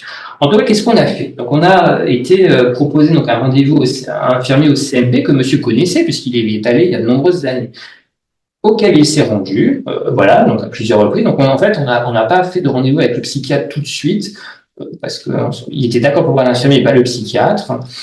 La priorité, finalement, elle était pas tant de traiter ou de soigner, de mettre un traitement. Alors, la priorité, c'était peut-être quand même un peu d'accompagner, alors j'allais dire un peu la remise en état du logement, pour lequel quand même il y avait la mairie qui poussait un peu.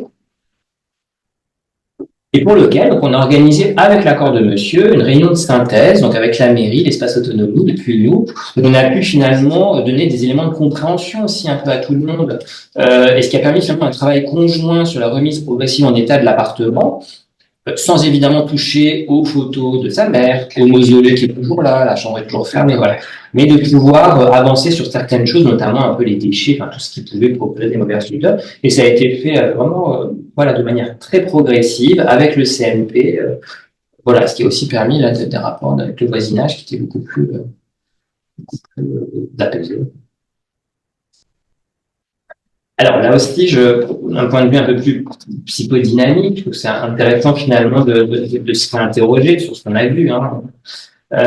Chez Monsieur L, finalement, on voit encore une fois que c'est la restriction effective des échanges avec l'environnement et probablement au décès de sa mère, qui date depuis le décès de sa mère, qui l'a amené à désinvestir donc son environnement au profit d'un ressassement du passé et d'une idéalisation de l'enfance. Là aussi, au vu de ce que nous rapportait sur la relation qu'il avait avec sa mère, qui très fusionnelle, très présente, qui était idéalisée, etc. c'est vrai que ce retour finalement aux représentations idéalisées des images parentales, maternelles dans le cas de Monsieur L, préserve quelque part d'un certain sentiment de continuité, préserve un certain sentiment de continuité.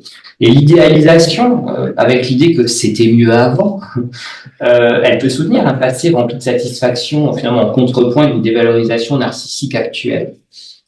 Voilà, mais probablement quand même que chez Monsieur L, vous voyez, ces mécanismes adaptatifs face à la perte notamment de sa mère et de son vieillissement se sont quand même retrouvés dépassés. Alors se pose la question maintenant finalement du délire. Le délire serait-il protecteur finalement contre la réalité de la vieillesse? Qu'est-ce que la vieillesse? Vaste question, mais c'est vrai que c'est souvent quand même l'abandon d'un relatif au sein de la société. C'est un renoncement au rôle de parent, puisque voilà, hein, c'est d'ailleurs un peu l'inverse. Hein, c'est un peu une crise existentielle où les enfants s'occupent des parents. C'est un renversement de ce qu'on a pu connaître à l'enfance ou à l'adolescence. Hein. Et puis c'est aussi une modification parfois du rôle conjugal. Hein. Voilà, quand le conjoint devient un trouble neurocognitif ou autre, ou décède, hein, tout simplement. Ça modifie également la place et le rôle. Là, on revient aussi finalement à la fonction du domicile, qui n'est pas que les murs, hein, mais qui représente aussi les personnes qui vivent à la maison. Donc, ce retour progressif forcé sur ces pertes peut entraîner une atteinte narcissique et constituer une grosse confrontation à ses propres limitations et aux moyens d'y faire face. Le délire pourrait avoir une fonction finalement réparatrice, protectrice, qui autorise une mise à distance de ce qui risque de perturber l'équilibre narcissique du sujet, et en évitant ainsi au sujet âgé de se laisser rattraper par un effondrement dépressif. Alors, rappelez-vous que l'issue dépressive est effectivement plus incertaine, c'est le sujet âgé, au vu de l'importance du taux de suicide dans cette population, et puis également la spécificité évolutive, par exemple, telle que le syndrome de glissement, hein, qui est un peu une caractéristique, enfin, un équivalent suicidaire dans la dépression du sujet âgé. Donc, cette fonction protectrice du délire, elle a pu être décrite comme une modalité antidépressive partiellement réussie, qui peut constituer un mécanisme adaptatif, créant une néo-réalité plus acceptable.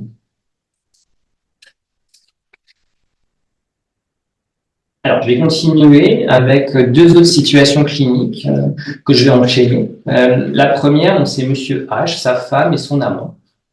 Monsieur H, donc à 82 ans, il est signalé par un infirmier du CMP de Choisy-le-Roi, où il vivait, enfin, qu'il a choisi. Donc, c'est sa femme qui est venue parler de la situation de son mari sur les conseils du médecin traitant. Les antécédents de monsieur sont, bon, il n'y a rien de particulier. Il n'y a pas d'antécédents psychiatriques connus et il a un traitement cardiologique classique. Donc monsieur est marié depuis 56 ans, ils n'ont pas d'enfants, ils habitent le même pavillon depuis 50 ans, une cinquantaine d'années. Il est retraité, il travaille comme chimiste dans l'industrie pharmaceutique, sa femme était comptable. Alors, dans l'histoire des troubles, on note depuis un an environ une irritabilité et des troubles mnésiques d'apparition progressive. Alors, il y a aussi un refus de voir le médecin traitant depuis plusieurs mois et ne prend plus son traitement cardiologique. Le médecin traitant, ayant bien vu ces troubles mnésiques, a prescrit une imagerie cérébrale que monsieur, évidemment, refuse de faire. À noter qu'il y a eu un décès il y a 2 mois d'un bon ami avec qui il avait des rapports téléphoniques. C'était un ami qui ne vivait plus dans la région, mais voilà, il avait quelques contacts téléphoniques. Lors de notre visite à domicile, donc le patient nous accueille plutôt volontiers en présence de sa femme. Alors celle-ci n'avait pas osé lui dire qu'on allait venir, de peur qu'il ne lui reproche. On retrouve un patient donc, qui dort au rez-de-chaussée sur un canapé-lit. La chambre est remplie de papiers étalés sur le lit et sur le sol. Papier que monsieur dit être en train de ranger depuis plusieurs jours lorsque l'on arrive. Le contact est quand même bon. Il nous explique qu'il a voulu être médecin, mais qu'il a eu une pleurésie au début de ses études. Ça l'a empêché d'aller plus loin. Il dit qu'il a beaucoup aimé son service militaire. Il a fait office d'infirmier. Il a aimé faire du foot, du vélo. Donc, ce que je veux dire par là, c'est qu'on sent quand même un monsieur qui avait une vie plutôt intéressante, hein, voilà, plutôt intellectuelle en tout cas.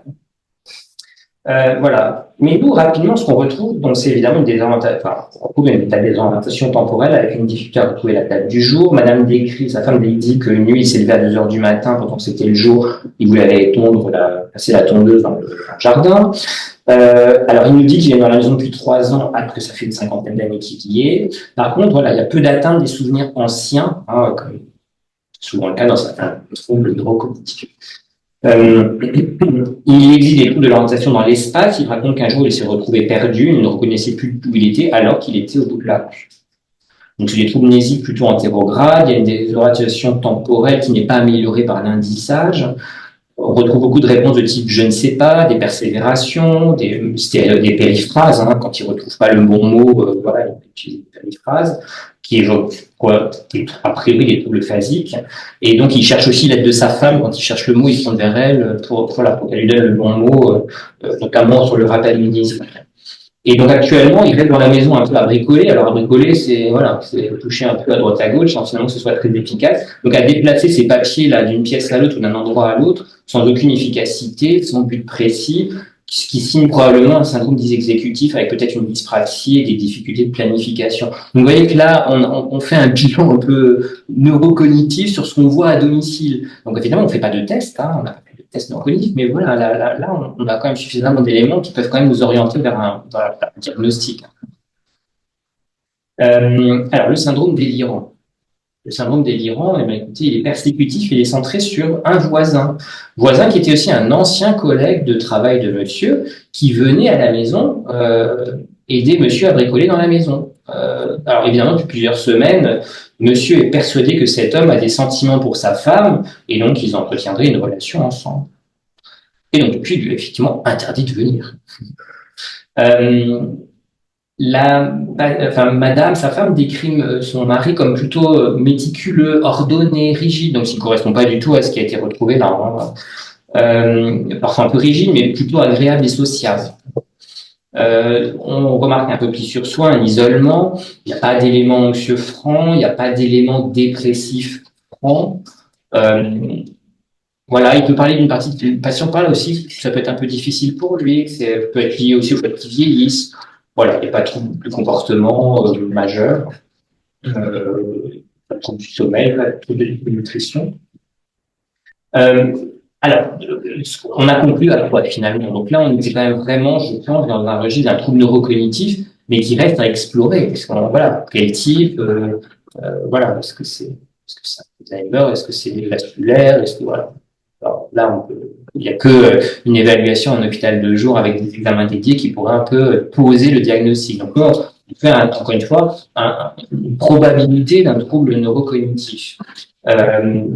Les éléments persécutifs, d'ailleurs, qui sont d'apparition finalement récente, semblaient avoir rapport avec ces troubles neurocognitifs, mais peut-être un petit peu, peut-être déclenché peut-être par le décès de l'ami, là, il y a quelques mois, qui a peut-être donné un mouvement un peu dépressif, ou peut-être une dépressivité chez ce patient.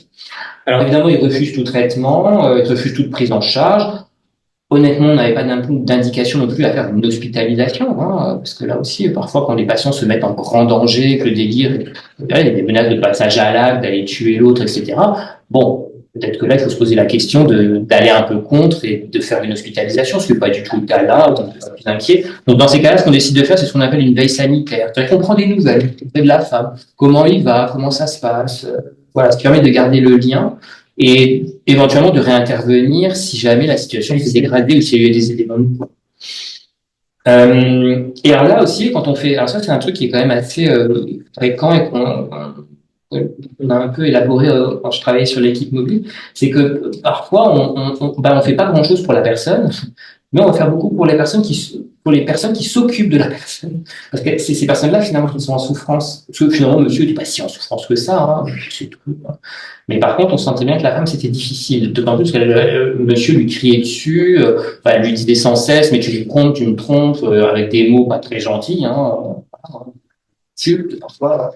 Et donc, madame, c'était difficile pour elle, on lui a proposé d'aller à un groupe d'aidants, de patients qui ont des troubles démence, hein, pour pouvoir parler un petit peu de sa situation. On a aussi parlé de l'espace autonomie pour peut-être mettre en place des aides à domicile pour un peu faire un peu tiers, voilà, qu'il y ait un peu de quelqu'un d'autre un peu à la maison, pas là, bon, mais voilà, mais peut-être une aide ménagère, quelqu'un qui puisse un peu, voilà, mettre un peu du tiers dans cette maison, ils sont que tous les deux.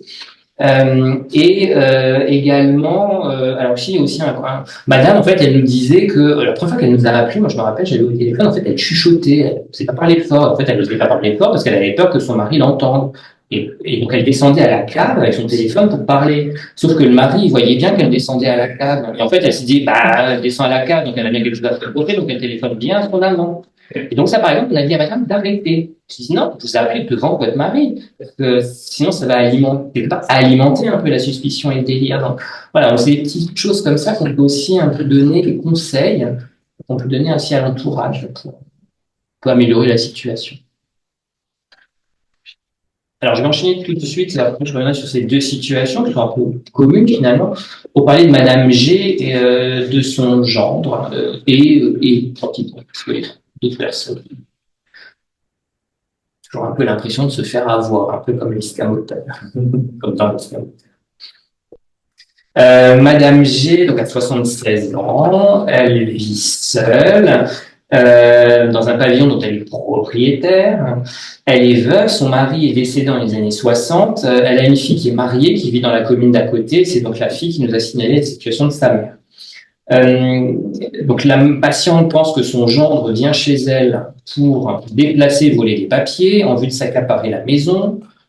Le délire s'étend depuis 2-3 mois également à sa propre fille qui s'associerait maintenant à son mari. Madame est allée d'ailleurs récemment, la patiente est allée récemment à la police porter plainte contre sa fille. Elle l'aurait même agressée physiquement lors d'une visite de celle-ci.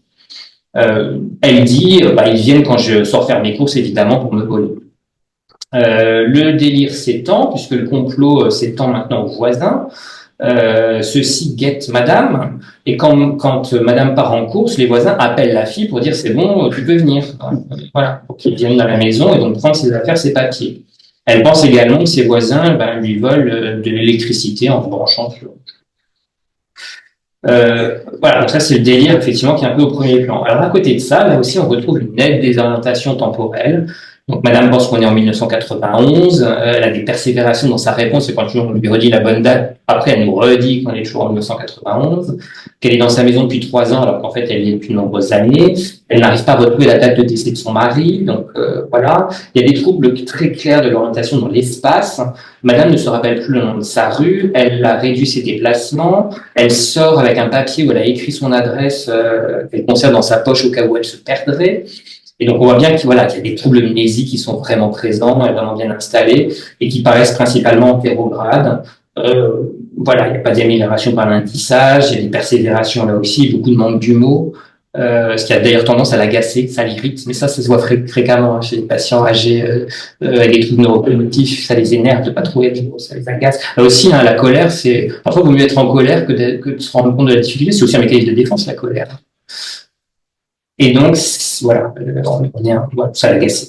Et il y avait aussi des fausses reconnaissances, dans le sens où la fille nous disait que parfois elle la prenait pour sa propre mère. Ce qui peut être aussi fréquent dans certains troubles. Voilà. Donc, j'ai mis un peu ces deux situations les unes à la suite des autres parce que elles illustrent vraiment ce qu'on appelle finalement, elles font partie, ces éléments délirants, ces délires, font partie des symptômes psychocomportementaux, des troubles neurocognitifs. Vous savez quand même dans ces troubles-là. Et la caractéristique de ces troubles, donc, c'est plutôt des idées délirantes, thématiques de préjudice, de persécution, de jalousie, et plutôt de mécanismes interprétatifs. On peut avoir des troubles de la perception visuelle avec ces fausses reconnaissances, prendre sa fille pour sa mère, sa fille pour la petite fille, on retrouve fréquemment dans la maladie d'Alzheimer avancée, notamment. Par contre, on peut avoir des hallucinations, essentiellement visuelles. Ce qui est assez caractéristique, c'est que les éléments délirants sont quand même très fréquents dans les démences. Un tiers à la moitié des patients dans la maladie d'Alzheimer auraient des éléments délirants. C'est encore plus fréquent dans la démence à corps de Lévy, la maladie de Parkinson. C'est plus rare dans la démence phototemporelle. Donc, je ne veux pas vous parler après des autres symptômes psychocomportementaux qu'on peut retrouver, mais quand même, chez les patients déments, les éléments délirants entraînent davantage d'épisodes d'agitation, Voilà, peut-être peut-être par exemple dans le délire d'apparition tardive. En tout cas, il y a aussi tout un autre cortège qui peut être présent. Alors là aussi, donnons un peu du sens à ce qu'on voit, qu'on trouve. Donc, quels sont les mécanismes à l'œuvre finalement dans ces deux situations cliniques? Donc là, les éléments délirants de Monsieur H et de Madame G témoignent finalement d'une construction mentale autour d'une défaillance chez les sujets âgés fragilisés par la perte. Et on revient à la perte de la mémoire en premier lieu.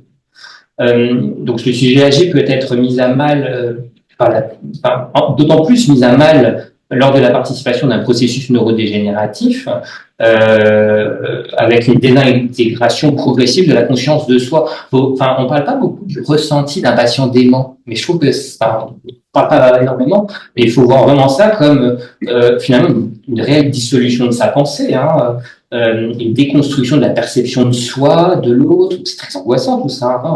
Évidemment, une perte de l'inscription dans le temps, une atteinte du schéma corporel. L'environnement prend un caractère très abstrait. Donc c'est un peu une dissolution là de tout ce qui se passe en nous et à l'extérieur de nous. Donc quand je parle de désintégration progressive de la conscience, je pense qu'on est vraiment là-dedans. C'est quelque chose de très très angoissant et très difficile, notamment au début des troubles quand encore le patient s'en rend compte. Et donc là, je fais le lien aussi avec finalement la fonction de contrôle du domicile, parce qu'en fait, il y a une perte de contrôle là. Quand la pensée se dissolue, l'environnement se dissolue, on perd le contrôle. Donc voilà, je refais le lien avec ce que je vais vous présenter au début sur la fonction de contrôle du domicile, qui donc ici est chez ces deux patients complètement mise à mal.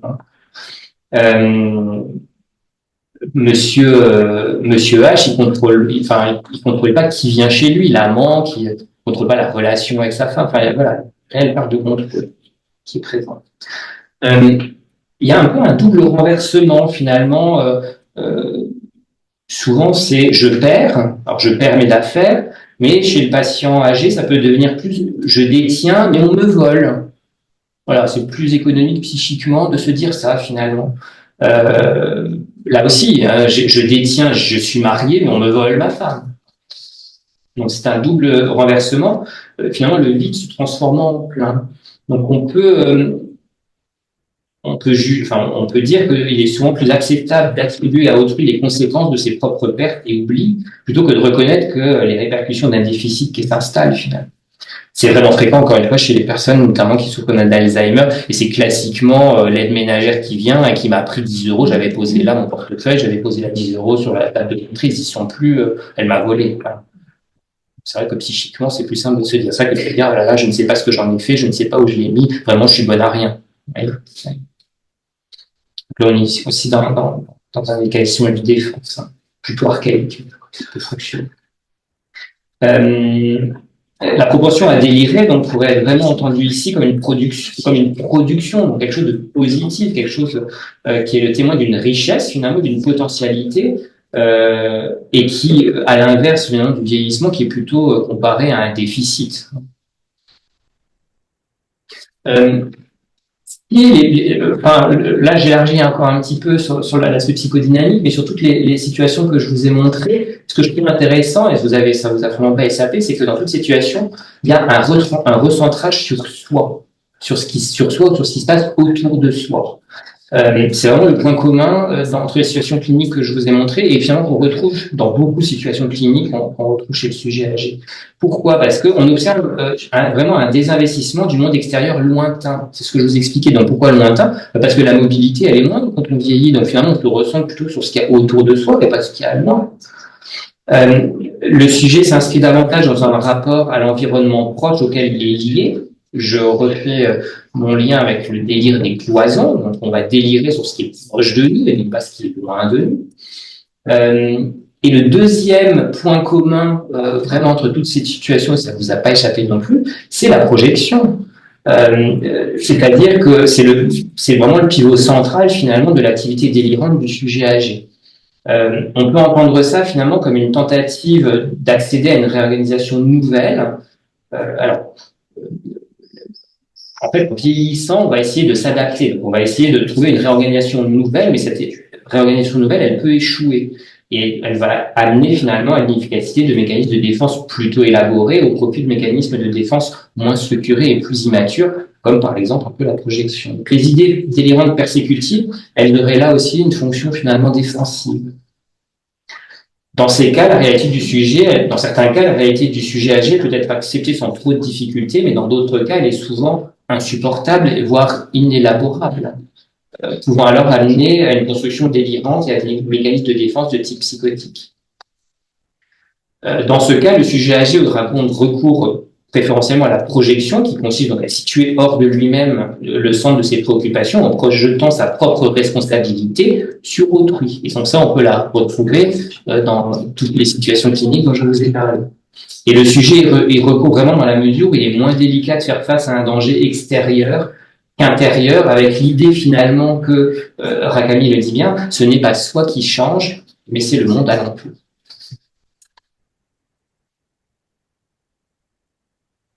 Alors, pour plus concrètement, ça veut dire que la conviction de subir la pénétration d'un tiers dans son logement, ou l'éruption d'un tiers dans son couple, ou l'évolution d'une maladie dans son corps, a vraiment pour but de contrecarrer ces vécus de perte en les attribuant à autrui.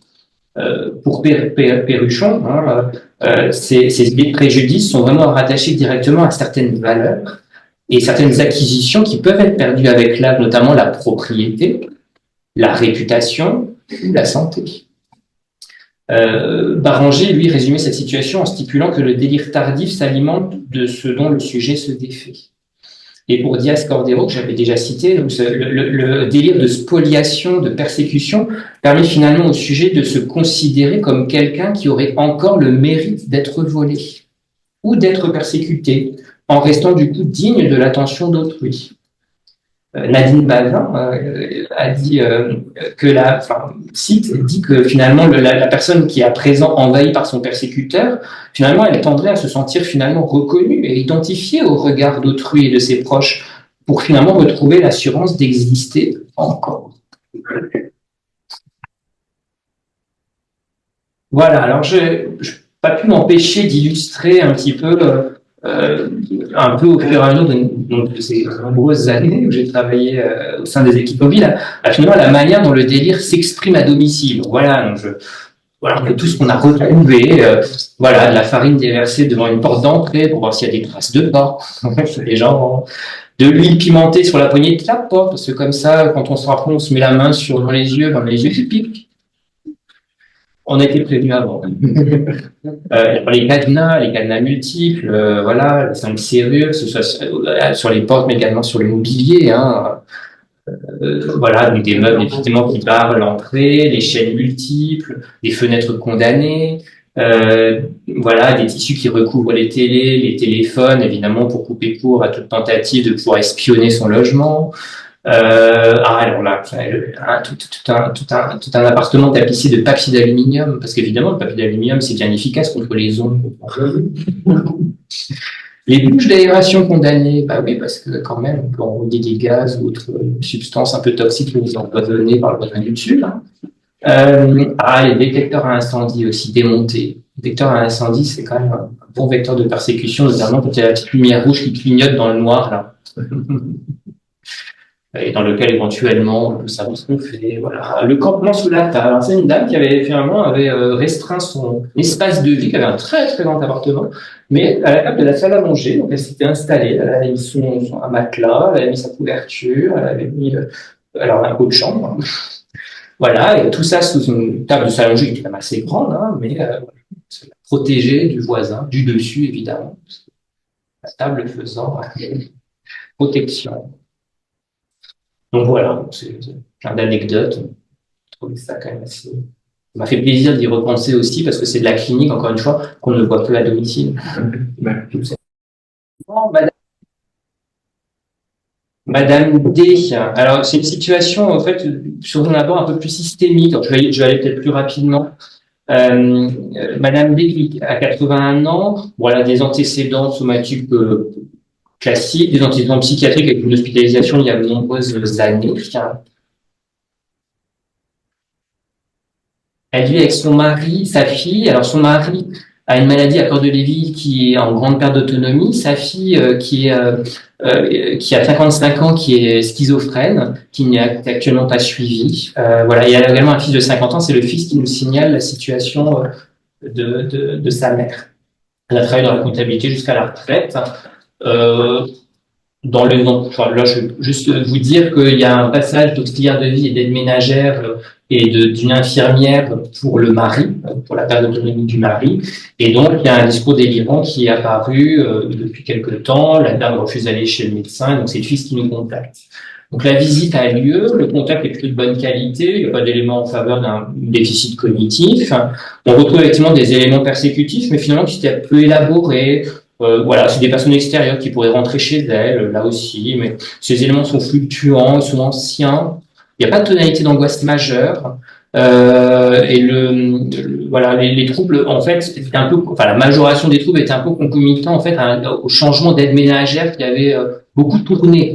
Donc voilà, ça aussi peut-être un peu majoré le sentiment d'intrusion à domicile. Il y a quelques éléments dysphoriques. Bon, madame pouvant me faire part de sa difficulté au quotidien, mais surtout se posant la question de et si je suis plus là, qui va s'occuper de son mari, qui va s'occuper de ma fille, parce que la fille est quand même schizophrène. Voilà, donc je dis ça aussi parce que finalement, là, le délire, finalement, c'était pas la problématique principale.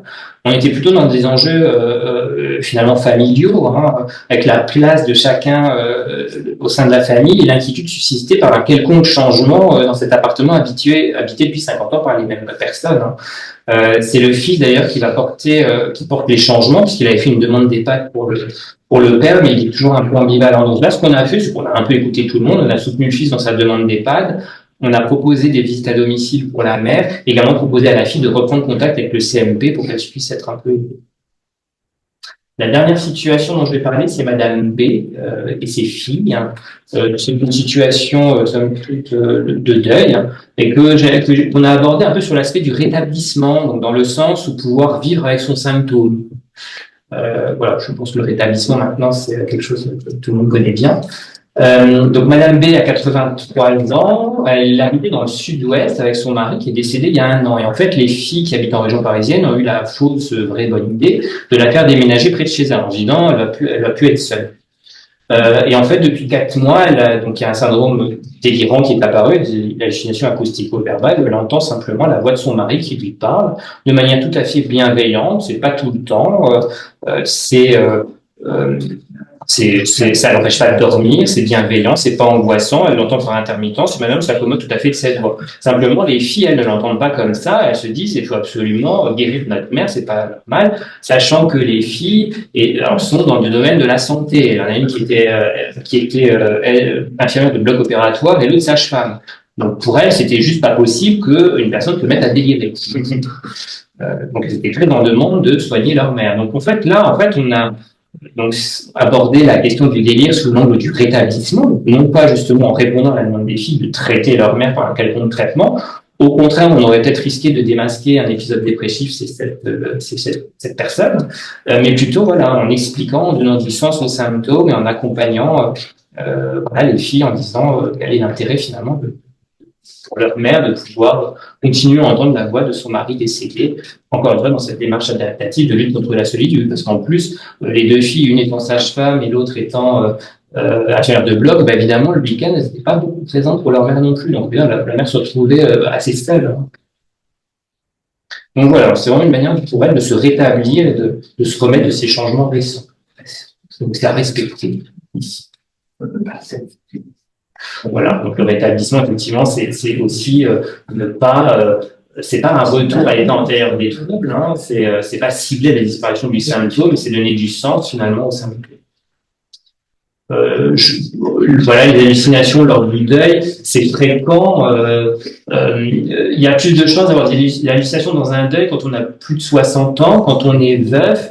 Et si on a un couple harmonieux, j'entends par là que plus on s'entend bien avec son conjoint et qu'il décède, plus on a de chances de le réentendre. Donc si on ne s'entend pas avec lui, il ne reviendra pas vous hanter. Ce qui est intéressant, c'est que les hallucinations dans le deuil sont communes à différentes cultures, mais que dans certaines cultures, elles sont plus présentes, notamment avec l'aspect religieux, notamment bouddhiste et shintoïste, où finalement on favorise finalement la communication avec le défunt. Je trouve ça intéressant de le mentionner. Voilà, que faire du délire, c'est ma dernière diapo. Hein. Vous avez bien compris que, en tout cas, je trouve qu'on ne peut pas aborder le délire de la personne âgée autopsie à domicile sans avoir une approche très globale. Et quand je dis très globale, c'est le patient, son entourage, son domicile, c'est les soignants qui interviennent, sa famille. L'idée, c'est vraiment de rétablir du lien, de comprendre, d'être compréhensif dans le délire. C'est-à-dire, encore une fois, c'est pas de le confirmer, ce délire. Bah oui, vous avez raison, votre voisin, il vous fait ça. Mais c'est d'être dans la confirmation de la souffrance que le délire peut engendrer. Et c'est ça qui permet vraiment le lien. Voilà. Je comprends que c'est dur pour vous. Ça doit être épuisant, tout ce que vous faites, là, d'ouvrir vos 5 serrures. Oh, ça doit être épuisant de pas dormir. Ça doit être, voilà. C'est vraiment d'appuyer là-dessus. C'est ça qui va, voilà, faire qu'on va pouvoir aider la personne. Et je termine en citant Jean Furtos, qui cette situation qui illustre bien comment la pratique de la psychiatrie à domicile. Donc, il faut aller à domicile avec un cadre dans la tête assez précis et souple, en perpétuelle évolution, qui permet de penser, de s'adapter à une pratique qui se fait tout-de-même à main nue. Et c'est vrai que la pratique du domicile, on fait avec ce qu'on a. C'est ça qui est intéressant. Voilà, je vous remercie. Je précise pour ceux qui sont chez eux, ou à leur bureau d'ailleurs, que je vais faire comme d'habitude, Monsieur Loyal, et relayer vos questions. Hein. On va peut-être commencer avec les questions qui sont dans la salle.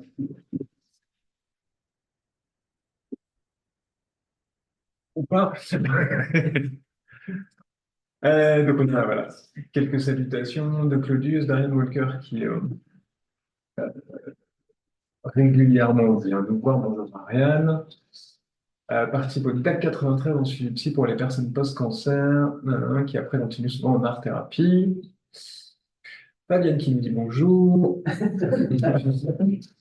Emeline qui dit: je n'ai pas pu assister à l'ensemble du séminaire proposé, y aura-t-il un accès par la suite au contenu? Bah oui, bien entendu, il y a une chaîne YouTube du séminaire. Si vous êtes inscrit à la mailing list où vous recevez juste le lien Zoom, il y a souvent un rappel d'où c'est. Et si vous êtes inscrit via Digiformat pour avoir les attestations, etc., on envoie souvent un mail, mais c'est pas systématique, quand la nouvelle vidéo sort, donc vous aurez le lien vers la chaîne YouTube très bientôt. Alors on a une citation de Catherine Chabert par Ariane: la menace de la perte d'identité s'inscrit dans l'effacement des limites spatio-temporelles. Je pense que ça faisait écho à ce que je vous disais tout à l'heure. Et des remerciements. Et Fabienne nous redit bonjour. Voilà. Très bien. C'est vrai qu'il y avait pas mal de choses. Moi, c'est sur l'aspect global. À la fois, bien sûr, c'est nécessaire. Ça faisait écho à plein de situations qu'on a pu rencontrer. Chantal est une ado sur son portable, mais on a fait des visites à domicile ensemble d'ailleurs. Il y avait une situation qui m'évoquait, une situation qu'on avait vue ensemble. Et en même temps, c'est une gageure, c'est-à-dire qu'on est déjà, nous, assaillis de choses nouvelles. C'est un peu ce que disait Jean Furtos d'ailleurs sur l'idée qu'on y va à main nue. Et c'est vrai que moi, j'avais fini par remarquer ça. Alors, on peut en discuter, mais c'est retourner. Il y a des fois, ça sert aux patients à nous accepter, à la personne, à nous accepter. Nous, ça nous sert aussi à nous acclimater à tout ce qu'on perçoit, en fait. Tout à fait. Et on peut percevoir des nouvelles choses à la deuxième visite. Ouais. Tout à fait. Et je sais que ça m'est arrivé de retourner à un endroit, mais plus parce que moi, j'avais besoin pour penser quelque chose. Voilà. C'est aussi une bonne raison de refaire une VAD. J'en ai pas forcément parlé là, mais enfin, je l'ai pas écrit d'ailleurs, mais j'aime bien parler aussi un peu d'humilité aussi, parce que voilà, je pense qu'il faut aussi rester humble, hein, parfois, d'accepter aussi de pas forcément comprendre, pas comprendre tout de suite, d'où effectivement, il y a des situations où je suis sorti de la visite, où j'ai rien compris, je ne sais pas ce qui se passe. Donc ou alors je vais compléter. Peut-être en me renseignant auprès de la famille ou du médecin traitant pour essayer un peu de reconstituer un peu parfois le puzzle, parce que c'est que les patients, parfois, ils ne nous facilitent pas la tâche, ça peut être discours très décousu, très persécuté, il y a des entretiens fatigants, qui sont souvent longs, hein, d'ailleurs, à domicile, on reste une heure, hein, moins, hein. Soutenir aussi cette durée. Et puis, Mais oui, voilà, je pense que l'humilité, elle est importante aussi. Enfin, pour moi, je trouve dans la pratique, voilà. Et puis aussi pour ne pas donner, là, je pense plus aussi peut-être aux partenaires. C'est pas forcément le sujet ici, mais ça peut être aussi les partenaires des personnes qui travaillent en EHPAD ou des partenaires sociaux. Bah aussi de donner aussi un peu nos limites aussi, hein, de dire bah voilà, souvent on pense que la psychiatrie c'est la baguette magique et puis je pense aux situations de Diogène. Voilà, non, voilà, les banques sociales du secteur nous disent les Diogènes, bah vous venez, l'équipe mobile va tout régler là. Non, c'est pas toujours simple, c'est sûr. Clairement. C'est parfois du temps, parfois il faut s'abstenir aussi de faire des choses. Bon. Et puis tous les biogènes ne relèvent pas de la psychiatrique non plus. Exactement. Un tiers seulement relève de la psychiatrie. Bah, y a ça, et puis c'est vrai que alors c'est par association, mais je sais pas si ça, mais c'est dans la manière de manier l'implicite. C'est-à-dire que pour des personnes très persécutées, il y a souvent un bon, vous savez bien. Ouais. Le vous savez bien, et puis bah, nous, on a aussi besoin que les choses soient nommées, et ça peut donner comme ça des moments de très grand flottement. Moi, je suis reparti plein de doutes sur ce que je savais bien, en fait, de plein de visites. Ils nous le disent après. Ouais. Ça arrive à un moment donné. Ça finit par Ça venir. finit Ouais. par arriver, mais effectivement. Ouais. Mais après, ça arrive à la fin, enfin, ça arrive à la fin de la visite aussi, parfois. En partant, ça peut. Sur le pas de la porte, bah, de toute façon, bah, même dans un peu de consultation, c'est bien que le pas de la porte, parfois. Non, moi, j'ai eu par mail après la visite. Tu vois, j'ai envoyé un mail au CPS en me disant voilà, j'espère que vous allez vous occuper de cette question d'eux. Et puis, alors, il y avait le nom du voisin, en fait. En fait, c'était un voisin. Donc, comme depuis le début, il s'appelait Poutine, moi, j'étais. Le voisin ressemblait à Vladimir Poutine. D'accord. Il n'avait pas réussi à obtenir il s'agit bien du voisin à tel endroit. Ah non, il ne pouvait pas le dire parce que le voisin était dessus, il écoutait. Donc, forcément, il n'allait pas le dire. Ben oui. Est-ce qu'il y a un endroit où on peut se voir pour parler de ça? Moi, ça m'arrive aussi de faire des entretiens, voilà, dans un lieu où ils se sentent. Il y a des patients qui disent non, je ne veux pas vous recevoir chez moi, mais pas de problème. Dans ce cas-là, on peut trouver un endroit. Ça peut être le bureau de l'assistance sociale de la mairie, du secteur, si se sent suffisamment confiant. Ça peut être dans la rue, ça peut être dans un café. J'ai déjà fait des entretiens à 10 heures du matin dans un café où on nous propose une bière. Mais voilà, ça peut être un endroit où le patient il se sent enfin, le moins en insécurité, on va dire. Mais c'est vrai après, il ne faut pas insister. C'est ce que je dis. Je pense voilà, il ne faut pas insister. Si le patient, bon, pas grave. Hein. Ouais, ça va faire la tournée des bistrots du quartier, justement, pour retrouver le patient. Encore une fois, on n'a pas besoin on n'a pas forcément besoin d'avoir le contenu exact du délire pour intervenir. Je pense qu'il vaut mieux s'intéresser, encore une fois, au ressenti. Enfin, c'est vraiment la voie d'abord, c'est ça. Tu te dis, bah, voilà, vous pouvez même pas me dire ce que c'est, qu'est-ce que vous devez dire alors? À quel point vous pouvez pas me dire ce que c'est? Par contre, je perçois bien ce que vous vivez, on le perçoit, ça se voit, vous êtes transpirant, machin, vous êtes fatigué, vous dormez pas, là, ça se voit. Et ça, c'est très aidant. Alors vraiment, plus que finalement de creuser, je sais pas, votre délire, c'est qui, machin. Si ça vient, ça vient, et si ça vient pas, c'est pas grave. C'est pas là-dessus qu'on va travailler. C'est pas, enfin, c'est pas l'enjeu. Pour moi, c'est pas l'enjeu. Ouais. Non, après, parfois le thème et la direction générale est une bonne indication, mais c'est vrai que c'est pas le premier enjeu, en tout cas. En tout cas, dans une première visite, c'est pas vrai. Alors, Fredelaine nous dit délire, idée suicidaire, quelle équation avec la loi sur la fin de vie pour le sujet âgé présentant des troubles psychiatriques? Ah wow. Bah, c'est une bonne question. Je pense un peu dans le propos tout à l'heure, ça s'illustre du côté de la question de la normalisation du patient délirant. Et c'est vrai que j'ai cette impression qu'on a plus d'attentes de normalisation pour un patient âgé qui n'a pas d'antécédent psychiatrique, qui délirait pas. Il y a vraiment l'idée de, bon, on va lui donner des pilules, puis il va arrêter de délirer, comme si c'était vraiment quelque chose de très important. Je pense, ouais, ça illustre aussi les difficultés particulières qu'on a à accepter, en fait, que des gens qu'on a connus avec un moi structuré. Ouais, se mettre à. Ouais. Que, bah, oui, il y a cette question de l'ouverture au suicide assisté pour les personnes qui ont des pathologies psychiatriques. Je ne suis pas encore trop penché sur la question, mais j'avais quand même une notion Alors, que les troubles psychiatriques seraient exclus de cette problématique. Mais après, la question de la démence, voilà, ça, je sais pas. Voilà. Ouais. Là, pour le coup, je suis pas. Et à eux seuls, Pas trop encore penché sur ce sujet. sur la notion de souffrance, en fait, c'est tellement élargi qu'on va arriver sans doute à une situation un peu comme en Belgique ou au Québec, quoi. En tout cas, on n'a pas de, je vais dire, garde-fou. Les questions vont se poser au fur et à mesure, c'est possible. Clairement, oui. Ah oui.